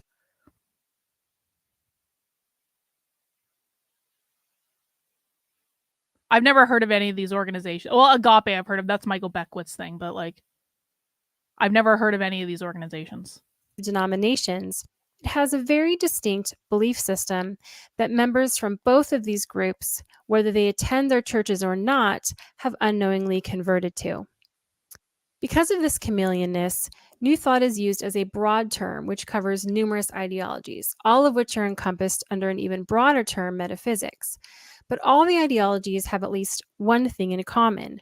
They're all in agreement as to the role that thoughts play in our lives. Specifically, that our thoughts are our lives. Yeah. That we are spiritual beings having a human experience. Yes, Lisa! Now, isn't part of the problem of all the suffering in the world, particularly when it comes to disease, is that people think that they are their bodies? Yes, people think they're physical machines that have learned how to think. In fact, they are a spirit that makes thoughts that has learned how to create the physical machine. This is true. Like, okay, what is her issue with this? And if you really want to heal yourself, then you want to get in touch with that part of yourself that's not time-bound, that's not in the field of change, that's non-changing. Deepak Chopra says that in order to heal ourselves of disease, because New Thought believes you can do that too with the power of your mind. Well, you can. We'll talk more about that in a minute. That you have to get in touch with your divine. Joe Dispenza has documented this extensively. Joe Dispenza does retreats that thousands of people go to every year in order to document like how people can use meditation in order to physically heal themselves. They take readings of what goes on in the brain during meditation and they track people to find out who is able to heal themselves. I healed a chronic injury at one of these retreats that I was going to sports medicine doctors for over a year to try to heal and didn't have any luck. And then I used Joe Dispenza's meditation, and then I went to his advanced retreat, and I fucking healed the So don't tell me you can't do this. I've actually done it. And I know other people who've done it too. And is it weird? Yes. Is it a lot to wrap your head around? Yes. But the evidence between what goes on in our mind impacts what goes on in our body is extensive. This is like basic. And everyone knows this. If you're in a bad mood, or you're feeling stressed out, or you're feeling okay, let me give this example. And I want to thank Julie. Julie, thank you for the super chat. I'm late in catching up, but this is for being the best cult leader around. Thank you, Julie. How nice of you. I really do appreciate it. So let me give you an example of what I'm talking about when I say that what goes on in our head controls our body. And I want everyone in the chat to imagine this. Imagine that you like, remember, okay, not imagine. Remember a time when you had a nightmare, okay? You had a really, really bad nightmare and you've just woken up. What does your body feel like when you wake up from a nightmare? Chat in some answers. Let me know. What does your body feel like when you have just woken up from like a really bad nightmare? Like if you're dreaming that a monster is chasing you through the woods or something, like what does your body feel when that happens? Sin says, I received a kidney after 3 months of meditations. Yeah.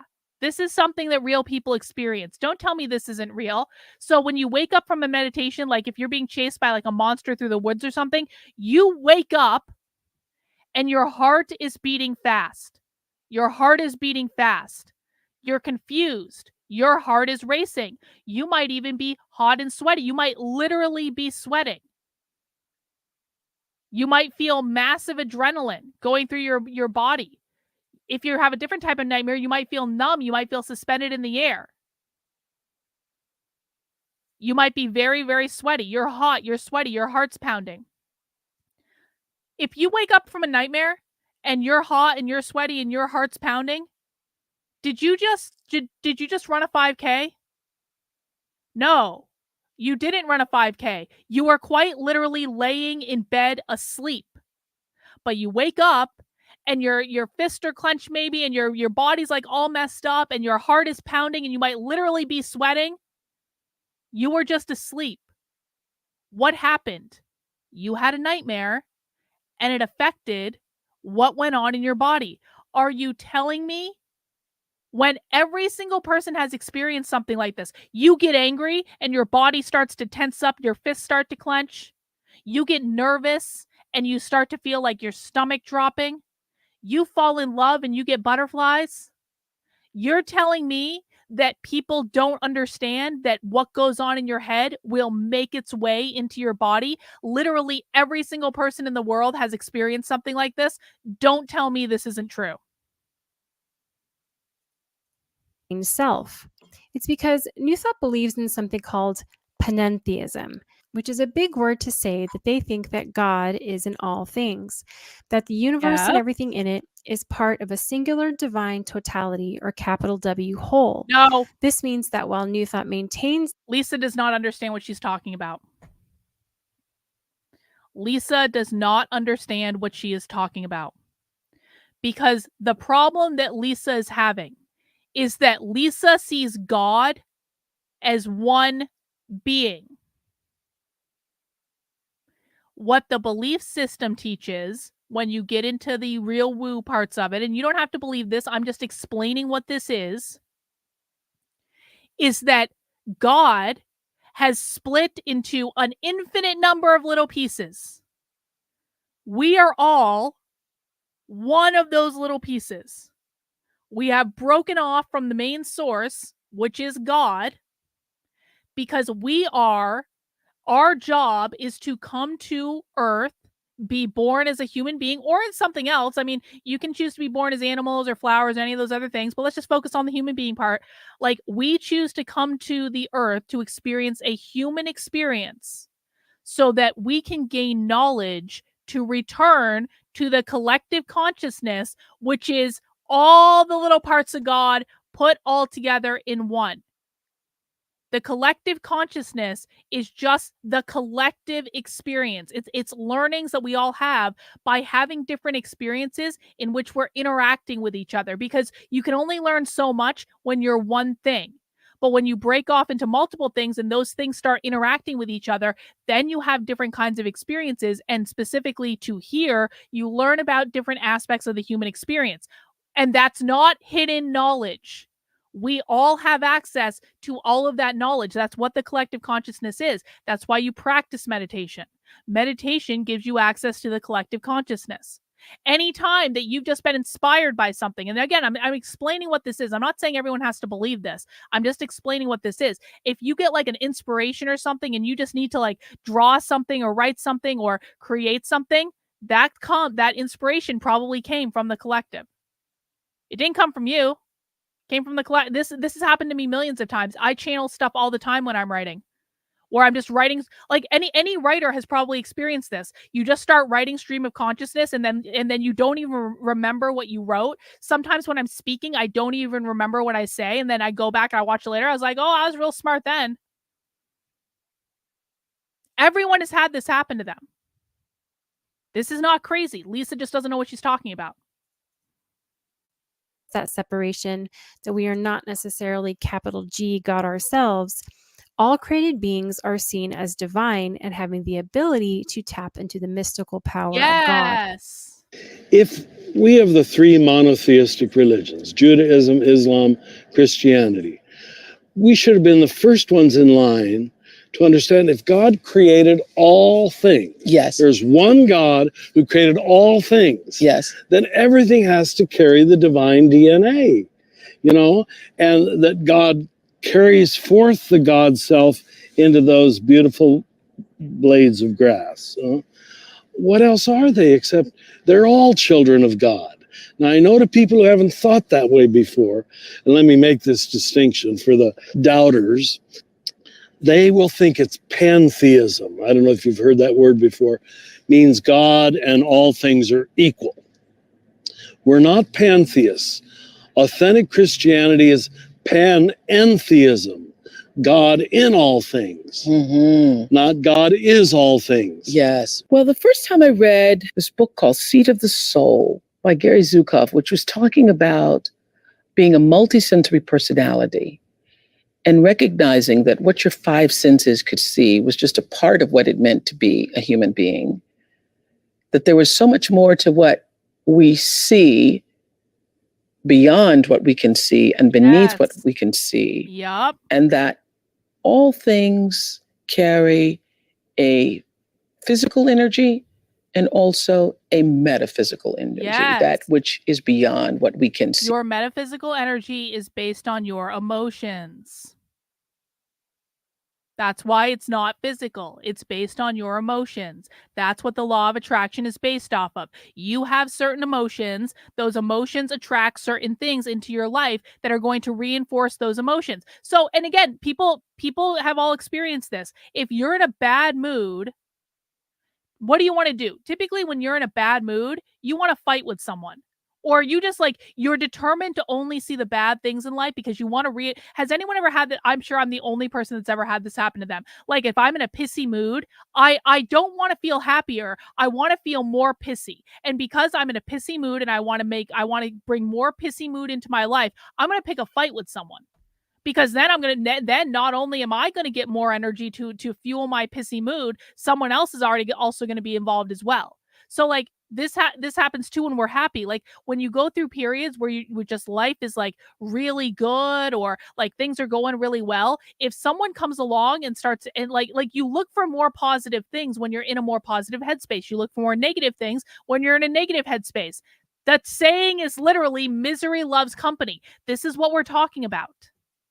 When Oprah is saying a metaphysical energy, what she's talking about is the emotions in your head will create your experience. Those emotions are the metaphysical energy. Or no. Hang on, hang on. I got a super chat from Natalie. Thank you. The documentary movie called What the Bleep, when it came out, explained a lot of this and was great to get you thinking. I don't really like What the Bleep. I thought What the Bleep was a little cheesy, but you're right. It is like a good kind of explainer video. Joe Dispenza also in that one. Substance holds that in all things there is a level of consciousness. In all beings there's a level of consciousness or unconsciousness for a lot of beings also, and that carries its own energy, and that there is a vibration to everything, that there is a frequency, a vibration, and energy to everything in existence, and that somehow all of that energy, frequency, vibrational stuff is connected. The way that we come to that knowledge of our hidden divinity is to train our thoughts through the practice of mindfulness and meditation to increase our conscious awareness of our relation to that divine whole. Right. I could argue that it was the influence of Oprah that brought many of these Eastern practices into the mainstream simply through her continuous promotion of them.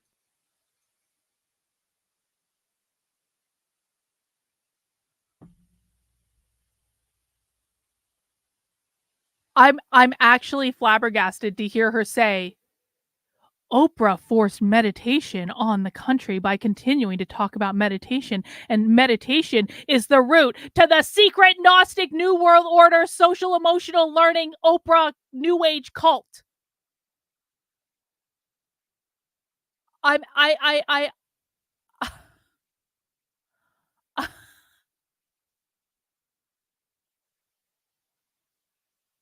James Lindsay saying that this is based and that what we're doing is child's communism that should just be dismissed.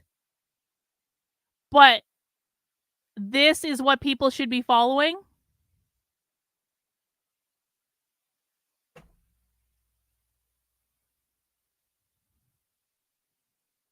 James can eat a dick. James can eat several dicks. I don't care how James feels about any of this. I don't care if James is going to get pissed off as we keep doing this to him over and over and over and over and over again. Because I'm sorry, this is goddamn irresponsible.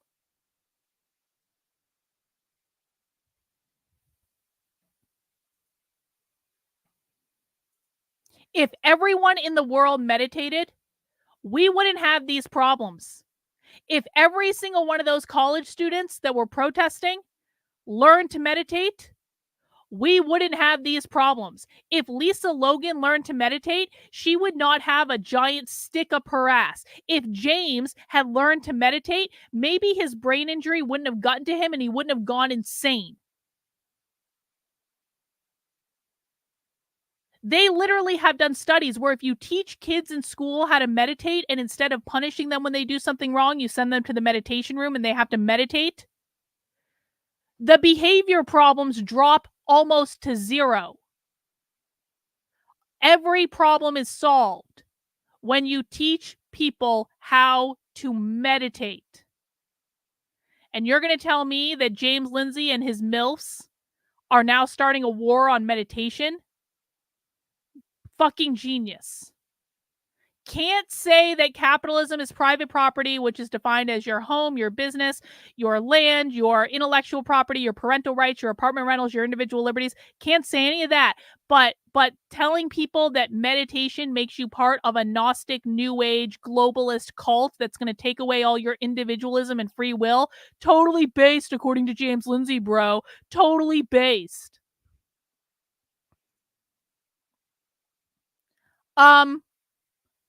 Remember, Milo, what we're watching right now is the root of the Marxist revolution,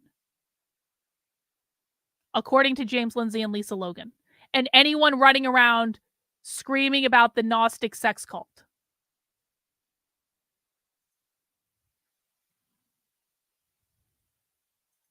We're not even halfway through this video.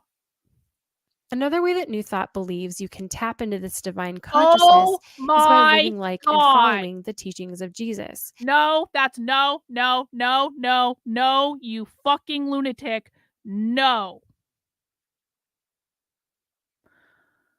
Lisa, she's now saying that that the New Age evolutionary cult preaches that you need to follow the teachings of Jesus.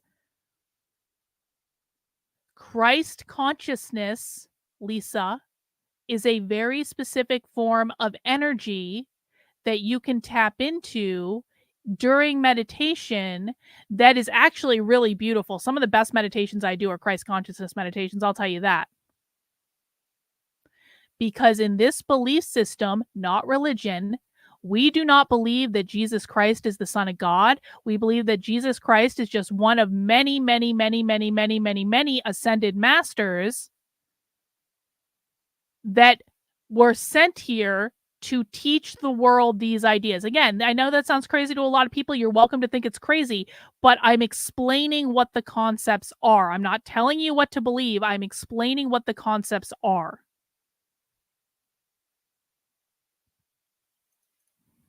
Which is not necessarily bad in itself, but they don't believe in Jesus the way traditional Christians do. Oh no, There are millions of ways to be a Then human how do we being, please God? and many ways, many paths to what you call God. Oh, that's really the problem, isn't it? Lisa Logan's like, they're not Christians, but they believe in Jesus, but they're not Christians. How dare they reject Christian beliefs? Yeah, okay. Her path might be something else, and when she gets there, she might call it the light. But her loving and her kindness and her generosity brings her, if it brings her to the same point that it brings you, it doesn't matter whether she called it God along the way or not. And I guess the danger that could be in that, I mean, it sounds great on the onset, but if you really look at both sides, There couldn't possibly be just one way. What about Jesus? What about Jesus? That woman on Oprah right here, this is basically Lisa Logan. This is the 80s version of Lisa Logan. Did anyone? So I always had to. So my grandmother babysat all the kids, like all the cousins after school every day. We all went over to my cousin's house, and I came from an Irish Catholic family, man. I had like 86 cousins or something. And so my grandmother, who was like a little old lady that liked to smoke and drink whiskey and do crossword puzzles at the kitchen table, like would babysit us all at our cousin's house every single day. And my grandmother had a penchant for Oprah and Sally Jesse and Phil Donahue. Sally Jesse was my favorite. I occasionally, side note, I occasionally watch old episodes of Sally Jesse just because it's so good.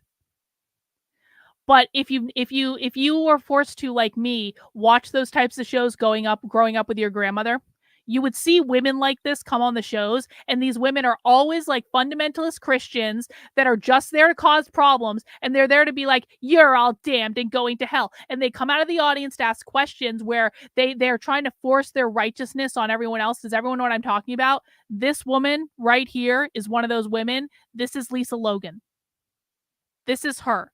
This is all normal people who are like, yeah, Lisa Logan, like, if you just think good thoughts, then good things are going to come to you. And if you think bad thoughts, bad things are going to come to you. And Lisa Logan is like, that's blasphemous. Repent, sinner. Yes, I watched Ricky Lake as well. All right, I admit it, I did.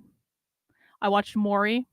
Although Maury got boring after a while because like when Maury just became all the like you're not the father episodes, it was just like it got boring.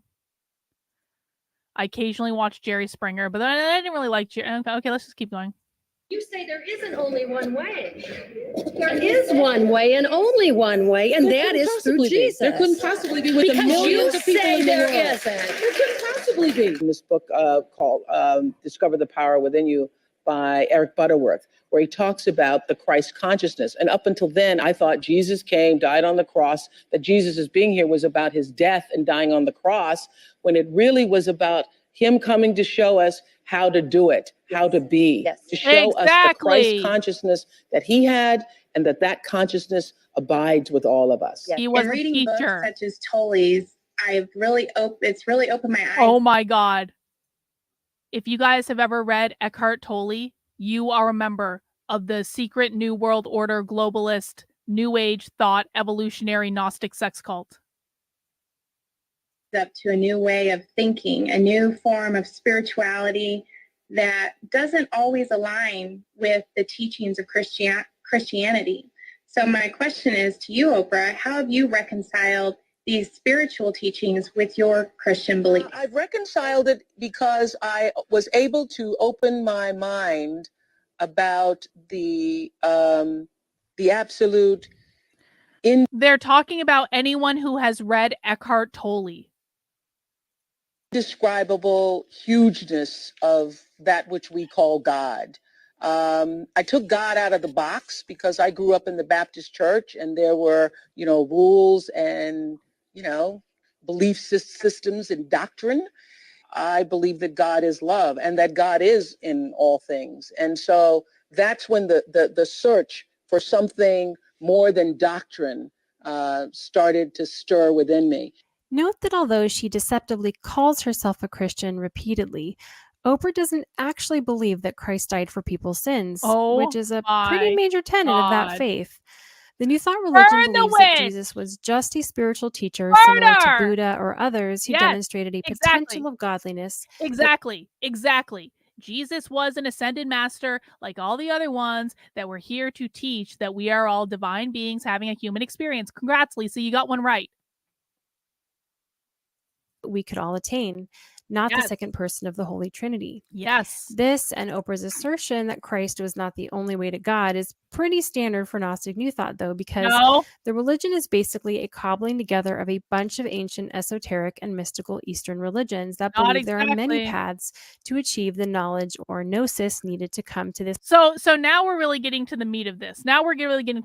Lisa Logan's argument, and by proxy, James Lindsay's argument, is that if you are not a Christian, you do not believe in truth and are therefore a Gnostic trying to access some hidden truth that only you have access to, even though there's nothing hidden in there's nothing hidden in any of this so far. So congratulations, everyone who is not a Christian like Lisa Logan is a Gnostic. Conscious realization of our own divinity, or what Oprah calls Christ consciousness. It's really not hard to see how real Christians who watch Christ consciousness is not the same as divinity. Lisa, you don't understand that. Sorry. Watch Oprah's show are systematically led astray from their beliefs by someone who espouses to be a Christian herself and uses Bible verses and Christian terminology to peddle what's actually the latest version of Eastern mysticism. This idea that you could be a, quote, open-minded Christian and yet believe these things that are so antithetical to Christianity and the Bible became the deception that spurred on a generation of cafeteria Christians who would cherry pick what they did and did not want to believe from their faith. Oh my Another very God. specific Gnostic New Thought tenet Oprah has spread widely on her show, which became a national phenomenon called The Secret, was the power of manifestation, also called the law of attraction. Yes. This is the assertion that positive or negative thoughts bring positive or negative Are they really arguing that Michael Beckwith came up with the law of attraction? Because Napoleon Hill would take issue with that. Experiences into a person's life. New Thought believes this happens through the vibrational frequency you send out into the universe. It's fitting that she invited Michael Beckwith, Reverend of the Association for Global New Thought, who was also an evolutionary leader on the show, to explain it. If you don't believe that this idea hasn't permeated our culture milieu, just think of how many times people have, quote, sent you good vibes. We are vibrational beings. We're not just flesh and blood. If your vibrations are created by your emotions. If you have positive emotions and think good thoughts about yourself, you will have good vibrations. If you think you're a piece of shit and you are unworthy of love, you will have bad vibrations. That's all that means. If you put anything under a microscope, an intense microscope, you can ultimately see that everything is vibration. And as the scientists are not telling us, there's information there, but it's not solid. It's always moving. So we're vibrational beings. So as you were just saying, when we lift our vibration to what we want to experience, it happens first on a vibratory level, and then it shows up and manifests in our life. Yeah. So people who are holding on to rancor, animosity. What that means, and it sounds like he's about to explain this, but I'm gonna explain this in non-woo talk. What that means is you need to think positive things before positive things are going to start showing up. And if you think negative things, then that is going to precede negative things showing up in your life. And so, for example, if you think, I'm poor, I'm always going to be poor, I have no money, life sucks because I have no money, I'm poor, I'm always poor. And by the way, there are a lot of people who actually do have money that still are scared of they're scared of being poor in their head because they grew up poor. And so they carry that with them their entire lives. So even if they're like Joshua was just telling me about someone the other day that he was working with that is like a literal millionaire. Maybe it wasn't Joshua. No, maybe it was someone else. They were telling me about someone they were a millionaire, but in their head they're always worried about running out of money. In their head they're always going like, I'm poor, I'm poor, I'm poor. Well, that's not what you want to be thinking, because you're going to lose all that money you have if you keep thinking that. But like, if all you're thinking in your head is, I'm poor, I can never make money, are you going to go out and find a job where you make lots of money? Probably not, because you've already put that obstacle up before you even start doing it. You have to have the thoughts first, and then the reality comes after your thoughts. That's how that works. Does that make sense to everyone? I mean, this is like basic. It's like, I really just don't even know how this is controversial. I know it's being dressed up in a woo-woo package right now, but when you break, this is what Think and Grow Rich is based off of. That's like one of the most famous books like in the world. Like pretty much every successful CEO has read Think and Grow Rich. Donald Trump is a student of this book. I promise you. Donald Trump practices this all the time.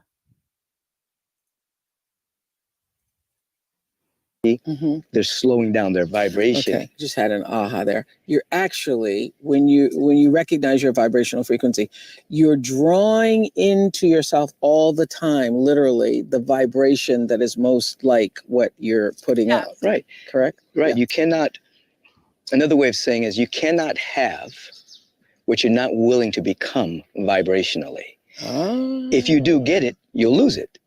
Oh. You see, this is why people. So let me give you an example of what he just said. If you're trying to find a boyfriend and you in your head are constantly thinking, I hate myself, no one will ever love me, no one will ever want to be with me, I'm never going to get married, you're going to have a really hard time finding a boyfriend if all you're thinking in your head is, I'm never going to get married, no one's ever going to love me, because like you're not even aligned with the headspace that you need to be in to find love.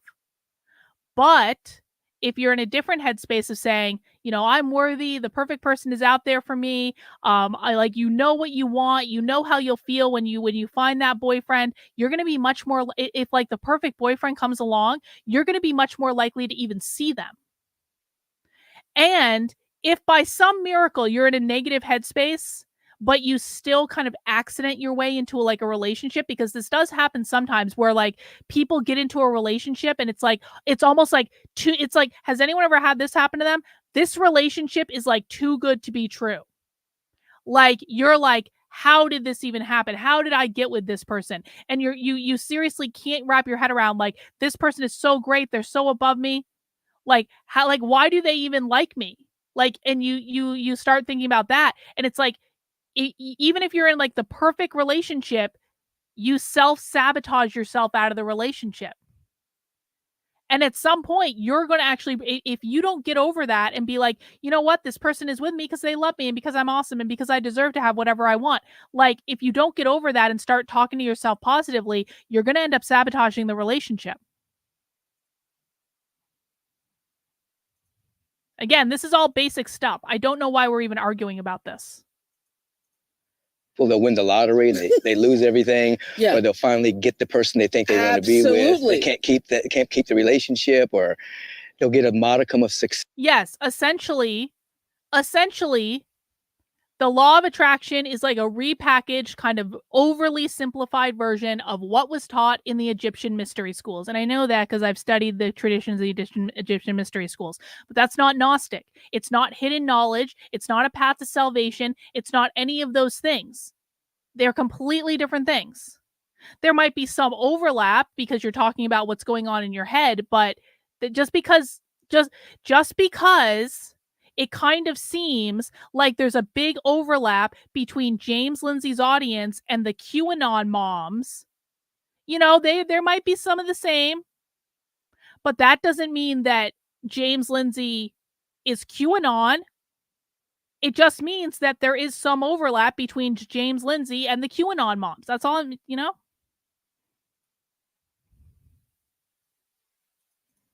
But can't hold on to it because inside they weren't vibrationally aligned. They really hadn't become it. So you can temporarily manipulate and get things, but to have it completely, you have to lift your vibration and become that in vibration. Oh, that's so good. You need to repeat it.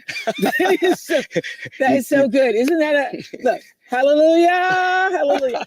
That is so good. You're not really attracting things to you. You're really radiating.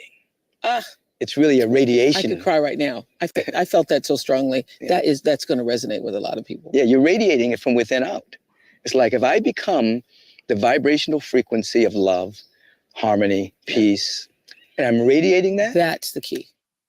This theory of manifestation of the power of your mind over your body comes from that belief that you are in essence a mystical being trapped in a human body. No. The concept you heard. No, not mystical. Divine, and it's not trapped either. You made the choice to be in the body. You are a divine being having a human experience. Deepak Chopra referred to earlier, basically quoting the Reverend Pierre Teilhard de Chardin. This gives credence to another New Thought tenet that not only is all disease mental in origin or caused by our thoughts, but that you can actually heal your body with your mind using the science of mind or right thinking. True. I want to talk about all the things that you say in this book. Let's start with, first of all, you say we're the only creatures on earth who can change our biology by what we think and what we feel. That's because we have a thinking body. Whenever you have a thought, you make a chemical that goes along with the thought. True. And there are receptors to these chemicals, not only in brain cells, but in all the cells of your body. So if you look at immune cells, for example, that help you fight against cancer and infection, immune cells have receptors. They're listening, they're eavesdropping to your internal dialogue. Now, we are the only people who have a nervous system that knows this. And so by knowing this, by being aware of this, we can consciously change the chemistry of our body, because to think is to practice brain chemistry. I mean, that's and body chemistry. Again, that's just provably true. That's just provably true. Again, all this is saying is that the thoughts you have in your head are going to have a physical impact on your body. That is all this is saying. And we've already established this is true because when you wake up from a nightmare, your heart is racing, even though you've been laying in bed, you're sweaty, you might be all tense, you feel like you've just run a 5K, you haven't just run a 5K, you're laying in bed. So if our thoughts have no impact on what happens physically in our body, then why does that happen? And how can you make the argument that a nightmare is literally the only time that happens? That doesn't make sense. That you produce immunomodulators like interleukins and interferons, which are powerful anti-cancer drugs. So if you're going on a joyride and you feel very joyful and you feel ebullient and you feel effervescent, your body is flooded with these chemicals that are very powerful anti-cancer drugs. If you had to buy them, it might cost you about $40,000 to do that. But you make millions of dollars of these when you do that. So a lot of people find this to be very controversial because, you know, I have friends now who are suffering with cancer. And when you talk about this kind of thing, that your body, your mind creates whatever is going on. Oh yeah, people get pissed at this idea. They get pissed at this idea. And you know the reason they're pissed is because they're in a bad place mentally, they're struggling in life. I'm not trying to make light of any of that, but it is really difficult for a lot of people when they're having hardships and they're having struggles to imagine that they can just fix something that's really bothering them just by having positive thoughts, because this is something that you cannot cheat, okay? This is the problem. If you are in a negative headspace, you can't fake your way to having the emotions that he's just talking about. And so that can get frustrating, and that can make people even more angry, and they lash out at the idea of it because they themselves cannot imagine being able to get into that headspace. Does that make sense to everyone? Well, I mean, you guys were trolls, but you also, like, that's really, you should charge back those super chat spot, because, like, that was really rude of Benjamin to delete those. And, like, so what, you're being a troll? You're paying him to be a troll. I would charge them back. Going on in your body, that makes people feel like they have to blame themselves for the disease they created. But so are you saying that if you have disease, you have the disease because you somehow, because of every thought you've had, put it there? See, it's much more complicated than that. We are participants in everything that happens in our life. To that extent, we have to take responsibility. Basically, it amounts to the toxicity in your life. Toxic environments, toxic food, toxic drinks, toxic relationships, toxic emotions. Toxic relationship can make you sick. Absolutely. Yes. So all these ultimately cause toxins in your body. So let's look at those factors that make you susceptible and those factors that make you resistant to this disease, cancer or whatever. And then we'll try and change those factors, and you and I will take a responsibility to do that. So how is the New Thought religion correlated with the evolutionary leaders? Well, when the Coalition for One Voice in New York involved in all their movements, and Deepak Chopra's Alliance for a New Humanity and its movements formed to become the evolutionary leaders in 2006, they invited along Reverend Michael Beckwith and the Association for Global New Thought they all know each to join them. Together, through their various synergy circles, they formed to influence all sectors, in particular at the United Nations, through their unit of... My God. Wait, where does that last arrow go? Cluster and ST.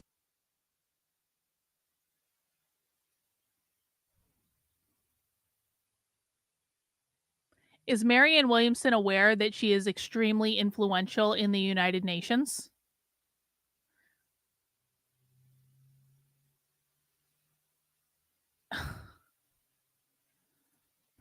This entire Gnostic cult thing is one of the biggest bunch of BS I think I've ever seen. It's just Bible-thumping women who go to mega churches trying to knock on anyone who is not one of them.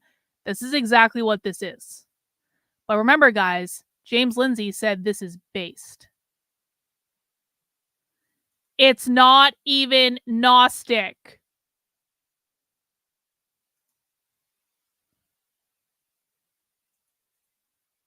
Thought Leader Circle, they're guiding a future vision for humanity that seeks to destroy not only national sovereignty in favor of global governance, but personal sovereignty as well.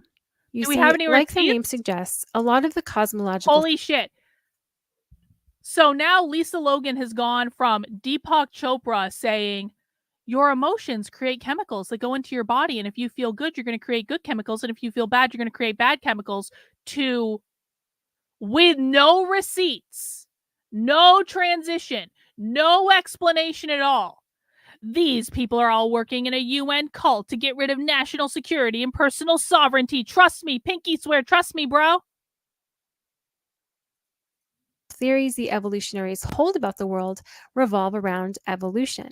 Many of you might be familiar with Darwin's theory of natural selection that believes that species evolve as their most robust genetic traits, the ones that help them survive their environment, are passed down to generations after them through reproduction.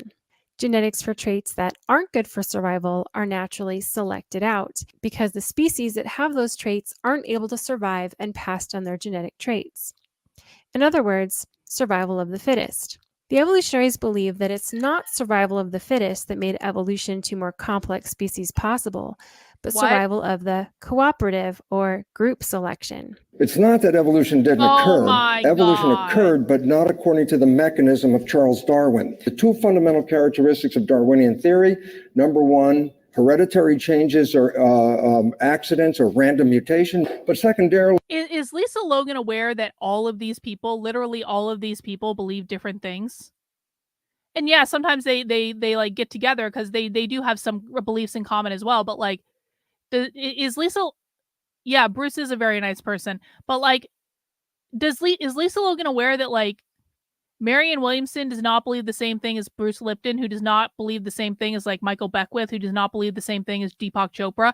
Like, she's trying to like frame this as a religion, but in this religion, literally everyone believes different things.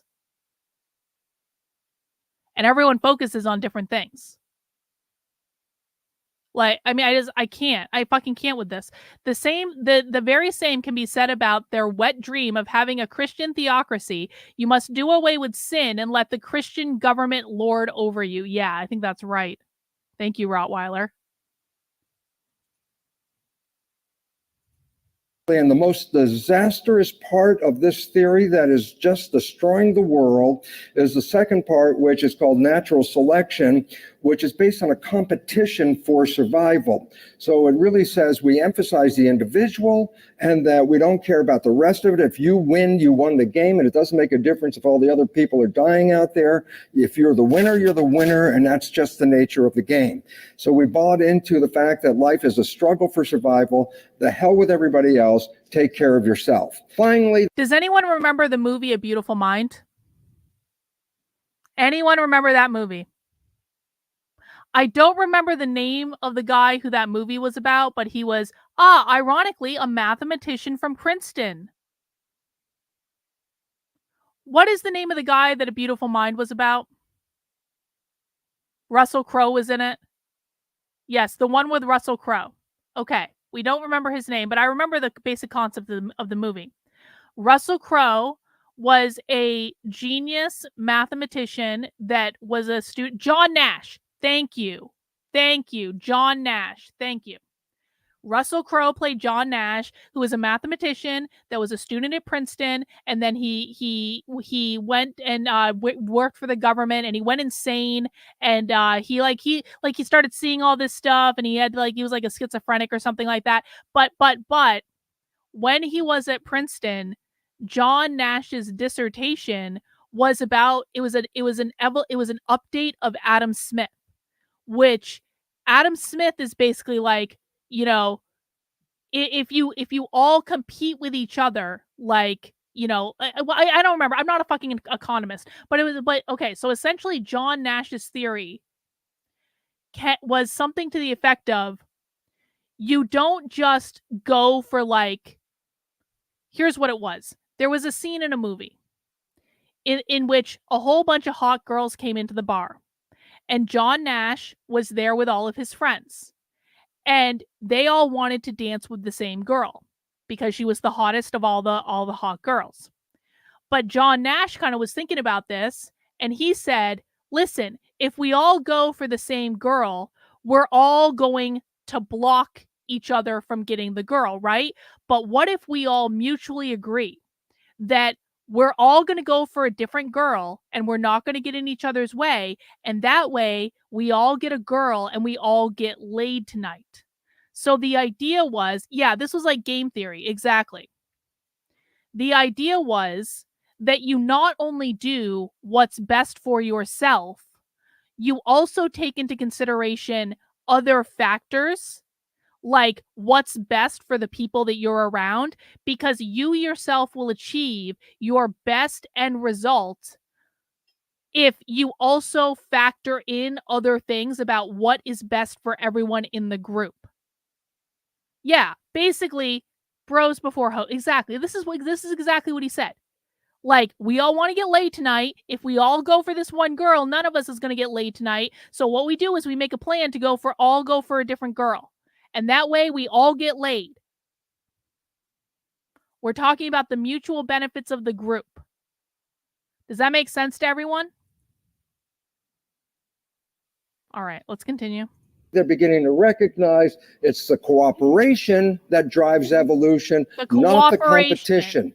The competition has been destructive. We've proven that. Anything that encourages cooperation and community is the next step in our evolution. So that's effectively what he's saying, is that the next step of evolution for humanity, and again, you don't have to believe this, I'm just explaining it, is a reality in which we're not all just directly competitive with each other.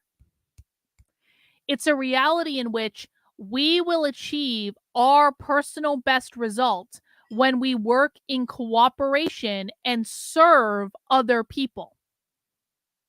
That's effectively what he's saying. That just makes sense, guys. I'm sorry, again, and everyone knows this. If you are working in service of others, you will most likely receive the benefits of working in service of others. Where, yeah, exactly. Where this is literally talking about a win-win scenario. You try to create as many win-win scenarios as possible, because if your enemy gets a win and you also get a win, that person isn't going to be your enemy forever. Oh my God. Like, okay, so creating win-win scenarios makes you part of a Gnostic sex cult. Got it. Okay. Go ahead and move into the community, or as science has already told us, we are deep into the sixth mass extinction. And if we just play the game out, game's over. Why does evolutionary leader Bruce Lipton believe that cooperation of a global community is the next step in our evolution? Listen to him explain in this next clip that the mechanism of cells grouping together to create communities of cells and the ability this gives them to form a larger membrane or biofilm around them to increase their intelligence was the process by which evolutionary leaps occurred. The concept of trying to measure evolution through genetics is a total false misunderstanding. The whole thing was wrong, and that's not where evolution comes from. Organism A, we said, was a bacterium. I said, what does it do? It proliferates and makes a colony of bacteria. Then I say, what does that do? Well, that forms a biofilm where they all get together and control their world by putting a membrane around it. They evolve to a differentiated community, which is called the amoeba. And I said, what does the amoeba do? So that starts to go together and goes to the next level, which becomes the human, which is a multicellular community. I said, well, we look at the spiral this way, and I go, that's really interesting, but if you look at the spiral from the side, it looks this way. Every rung of the spiral is a jump in an evolutionary awareness by the mechanism of community. Every turn of the spiral is the evolution of the individuals that ultimately create the community. So the first rung of the ladder was the bacterium. Then communities of bacteria came and formed amoebas. And then amoebas came together, and 50 trillion of them formed us. And guess what? We maximized in the 500 million years the conscious capability and mental capabilities of our nervous system. Then what when the human maximizes intelligence? Oh, it comes together in simple communities. Then it comes together in integrated communities. And then when it finally completes the next rung of the ladder, it organizes itself in a multicellular community called humanity. We are here at the turning point. Whether we decide as humans we want to make the superorganism called humanity, or we just want... He's not talking about collectivism in the way that Lisa Logan understands the idea, which isn't even reality, but we'll talk about that another time. Let the thing die out. What we need is the awareness and consciousness and the massive intelligence that when you get 7 billion humans to come together in one organism, with that maximum intelligence, there's going to be an emergence of new consciousness, a new awareness of nothing that you can tell me today what's going to happen tomorrow. Those of you who have studied Marx and Hegel and the dialectic may have right away recognized that spiral he was pointing to and this way of thinking about the world. The two opposing ideas they're trying to synthesize in this case are individualism versus collectivism.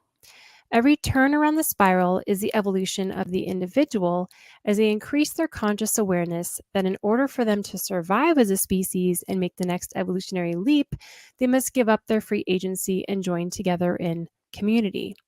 When they do this and then jump to the next rung of the evolutionary ladder as an evolved species, they then become a new... Does Lisa think that every concept demonstrated by a spiral in the history of humanity is proof of Marxism? Because I can think of some things that are demonstrated by spirals, like the golden ratio, that have nothing to do with Marxism. Are we going to be having a discussion next about how Lisa Logan is going to teach us that the golden ratio is an example of Marxism? Is Lisa Logan going to talk about DNA being equating to Marxism?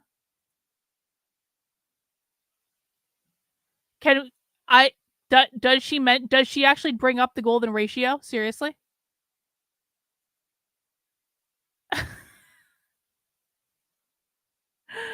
Oh no. The golden ratio is literally found everywhere. That's why it's called the golden ratio. This is so stupid.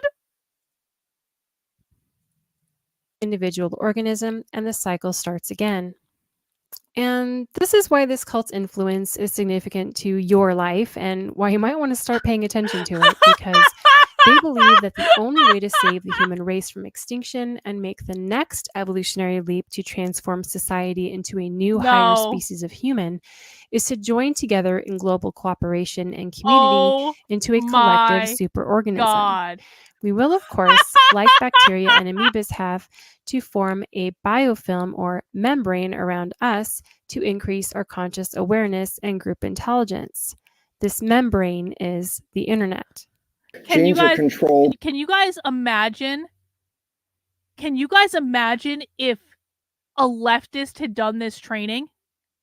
Like, conservatives would be clipping this train, like just exactly like it is, except presented by a leftist from like a leftist point of view. Like, conservatives would be clipping this, be like, look at all these crazy ideas the left has. This is a spiral based on True Detective season 1.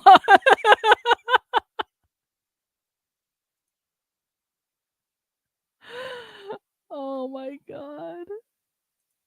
By environmental signals. Signals from the environment stick to the surface of the cell, the membrane. The membrane will then relay the signal into the proteins which control behavior. So the environment controls behavior via the membrane. So in truth, the brain of the cell is the membrane. And it's not anything to do with the genes. Well, why is that relevant? Because then I go back and I say, you get to a simple bacterial-sized organism, and it's the smallest organism on the planet. It's the first one. This is a great point from Gloria. The hardest thing when you come into contact with different ideas is realizing that sometimes the same word has different meanings to different groups. Lisa Logan and James Lindsay are using the wrong goddamn dictionary. This is Bruce Lipton, everyday therapist. Organism on the planet, and the significance about it is this: they can only have a certain amount of membrane. So that meant evolution stopped. Why? If I'm going to make evolution by increasing membrane and I can't make any more membrane, then it stopped. Well, what happened next? I say, amoebas joined together in communities, put themselves in a bigger membrane, and that led to the evolution of the human cell. What we're seeing now is the breakdown of the structure, which is inevitably being connected by the global nervous system called the internet, which will hook 7 billion cells together to share their awareness, share their understanding. To be fair, I understand that Bruce does seem a little crazy in this clip. Like, this is one of those clips where if you're not involved in this stuff and you don't understand what he's saying, he legitimately sounds nuts. And so I will kind of give her that. This is like it, and this is also from a long ass time ago. So remember, like this was probably made when like the internet first came out, and they were like talking about all the great things we're going to be able to do with the internet and all that stuff. But it wasn't made. This was not made like last week.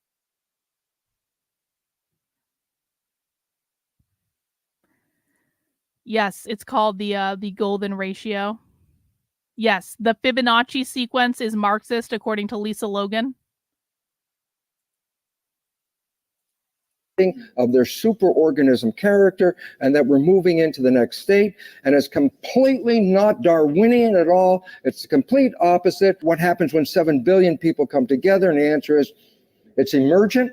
We don't know, but it'll be beyond anything you could ever imagine at this point. And we are on the threshold, but we're actually at the fork in the road. Yeah. If what Bruce Lipton is saying here about the behavior of genes being controlled and affected greatly through information received through its membrane is applied to what he said about the internet being our nervous system or membrane, then you can draw the logical conclusion that human behavior is being influenced through the knowledge or spiritual gnosis we receive via social media, algorithms, feedback loops, advertising, and the like.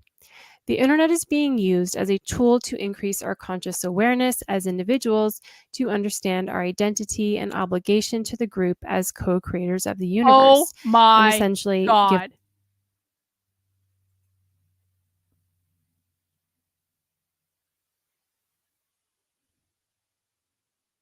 If you believe that social media algorithms control human behavior, then you must concede that the internet is part of a worldwide Gnostic New Age sex cult, Oprah, social emotional learning, United Nations globalist conspiracy theory to enact communism.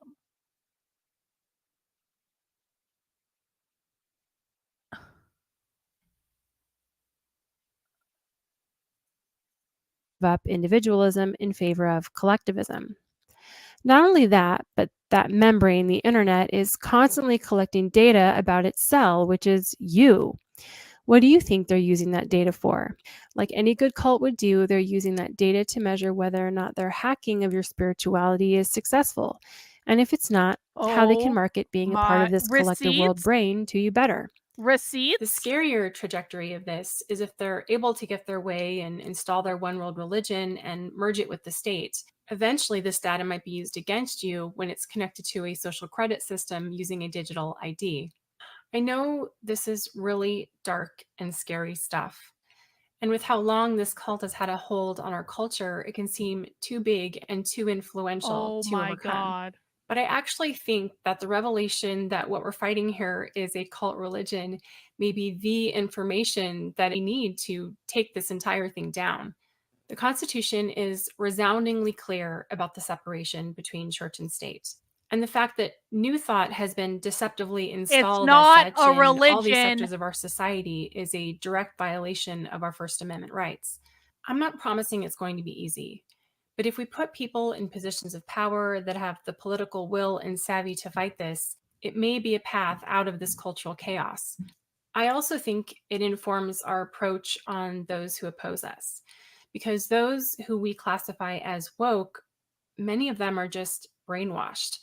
I've been there before. Someone's brainwashed in this cult scenario. for 7 years Lisa. myself. Oh. If anything, it at least elicits. Lisa Logan was in a religious cult, and therefore we should listen to her about the law of attraction being a Gnostic New World Order globalist sex cult.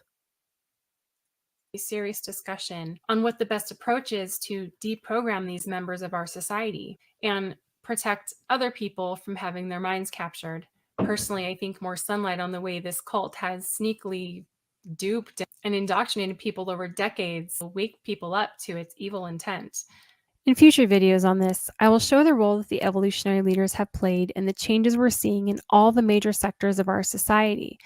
But I just wanted to show in this first one that the members of this cult are not considered a fringe group, and their ideas have had a huge leg up in society with the help of Oprah. From Deepak Chopra's best-selling books and his role in the ESG org Just Capital, to Barbara Marx Hubbard being nominated for vice presidency, to second-time presidential candidate Marianne Williamson, to Jean Houston's role as spiritual advisor to Hillary Clinton, to Bruce Lipton's participation in the Human Genome Project, to their sympathies dialogues with the Dalai Lama, to their major role at the recent Parliament of the World Religions, and their major NGO cluster at the UN, these people are in positions that are uncomfortably noteworthy. Why is it uncomfortable? Because whether you're religious or not, these people are coming for your religious freedom. Oh my and they're God. in positions at the UN and the Club of Rome and big business that allow them to have the influence to do so. Their goal is to fold all religions into this one world neo-communist religion and force everyone to adhere to it. Receipts, whether please. that be through brainwashing, using social Do you have emotional any learning and evidence at all? education, or by instituting a social credit system like they have in China to control our behavior. In order to do that, though, they need to take out their two biggest obstacles, Christianity and the Constitution. Oh my Because God, shut that religion the fuck up. specifically and our country founded on that document value individualism and free will over collective. Lisa, you retard. The law of attraction is the ultimate free will. We've already talked about this, Lisa. If you think good thoughts, good things are going to happen to you. If you think bad thoughts, bad things are going to happen to you. It is the ultimate free will. You cannot escape it. The law of attraction does not give a flying fuck if the Constitution exists. The law of attraction is going to destroy the Constitution is literally the argument that's being made right now. With the help of Oprah. What is wrong with people? collectivism. This is not a battle then over which religious worldview is better than the other. And I actually think this presents an opportunity for all religions and the non-religious to work together to protect the cognitive liberty to choose our own belief system that this cult is trying to take away from us. If you're not already, it might be time for you to start engaging with and getting others to unite in this very important fight. Thanks for sticking with me through this really tough material. Don't forget it was really to like tough. this video, Yeah, subscribe it to was my real channel, tough. and share this video with as many people as you can. Shut I'll up, see you next Kevin. time. I'm not interested in your opinion right now, okay, bro? Oh my guys, did you think that was just the hardest video that you've ever watched? Was that just because remember again, James Lindsay says that we're doing child's play Marxism. And so we're basically in kindergarten over here, guys. Did anyone find Lisa Logan's content just too difficult to get through based on the type of crap that we normally watch on this channel? It was so hard you're going to have to meditate, bot. Well, be careful because you might find yourself in a new age Gnostic cult. Well, she's she was like dead inside. I mean, I can't. Well, okay, so Dandelion Lover over on Rumble is saying Oprah's evil. I'm not saying that Oprah's good. I'm just saying that Oprah did not introduce the world to a new age law of attraction, Course in Miracles, queer theory, globalist, United Nations, social emotional learning, Gnostic cult. Like Oprah doesn't have to be evil for that to be true. You know what I'm saying? Yeah. No receipts, nothing. Well, yeah, I mean, Lisa Logan does make Deb Billman look good. That was a bonus. She does need to get laid. Bro.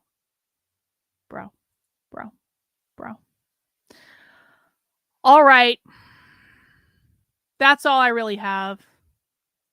I don't want to look at Lisa Logan's other Twitter thread. I can't do it right now. That was so much stupid. That was so I've reached peak stupid for today. I have been called a cult. I was called a cult leader while I was taking a nap. I apparently am such a good cult leader that none of my audience actually listens to me. I'm going to come back tomorrow. Okay? I'm going to do some other stuff tonight. I'm going to come back tomorrow. But do you guys want to hear the song with James one more time? Hang on. What I'm going to do, I'm going to play James flipping everyone off. And then after I play James flipping everyone off, the song will play and we will depart. All right? Thank you for hanging out, guys. We'll see you tomorrow. Bye. What does I don't know. This might be coded, but I'm not sure. What does a Gnostic sex cult have to do with the far left's goal? This guy named Bot is going off about this Gnostic sex cult. What that? And so we're just not going to answer that question. Okay, so that's I figured that. So we're just okay. That's why I figured that. Yeah. I'm back. Hang on, I didn't mean to do that. Okay, song now. Bye.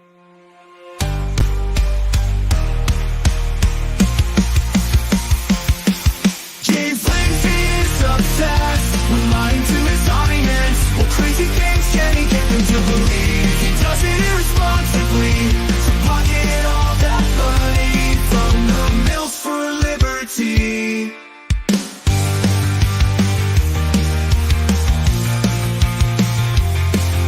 The left hates capitalism, but James won't admit it. He refuses to believe queer theory destabilizes normativity.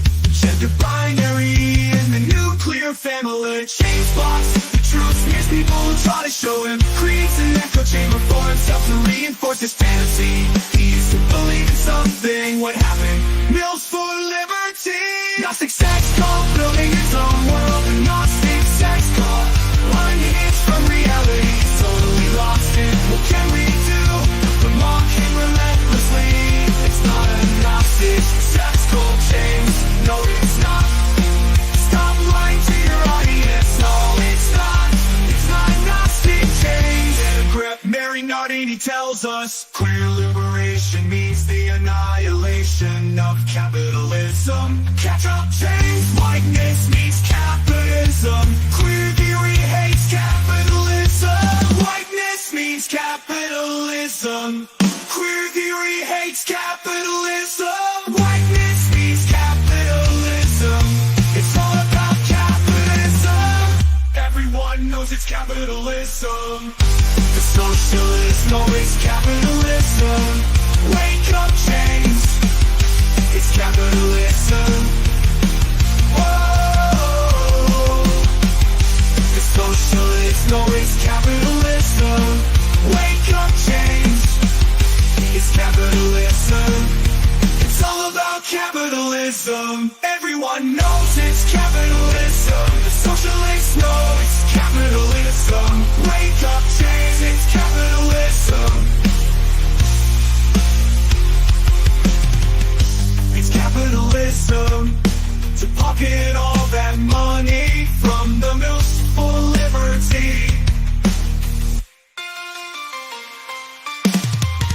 The left hates capitalism, but James won't admit it. He refuses to believe queer theory stabilizes normativity, the gender binary and the nuclear family. But James blocks the truth, smears people who try to show him, creates an echo chamber for himself to reinforce his fantasy. Is to believe in something. What happens for liberty? Gnostic sex cult building his own world. Gnostic sex cult unhinged from reality. He's totally lost it. What can we do but mock him relentlessly?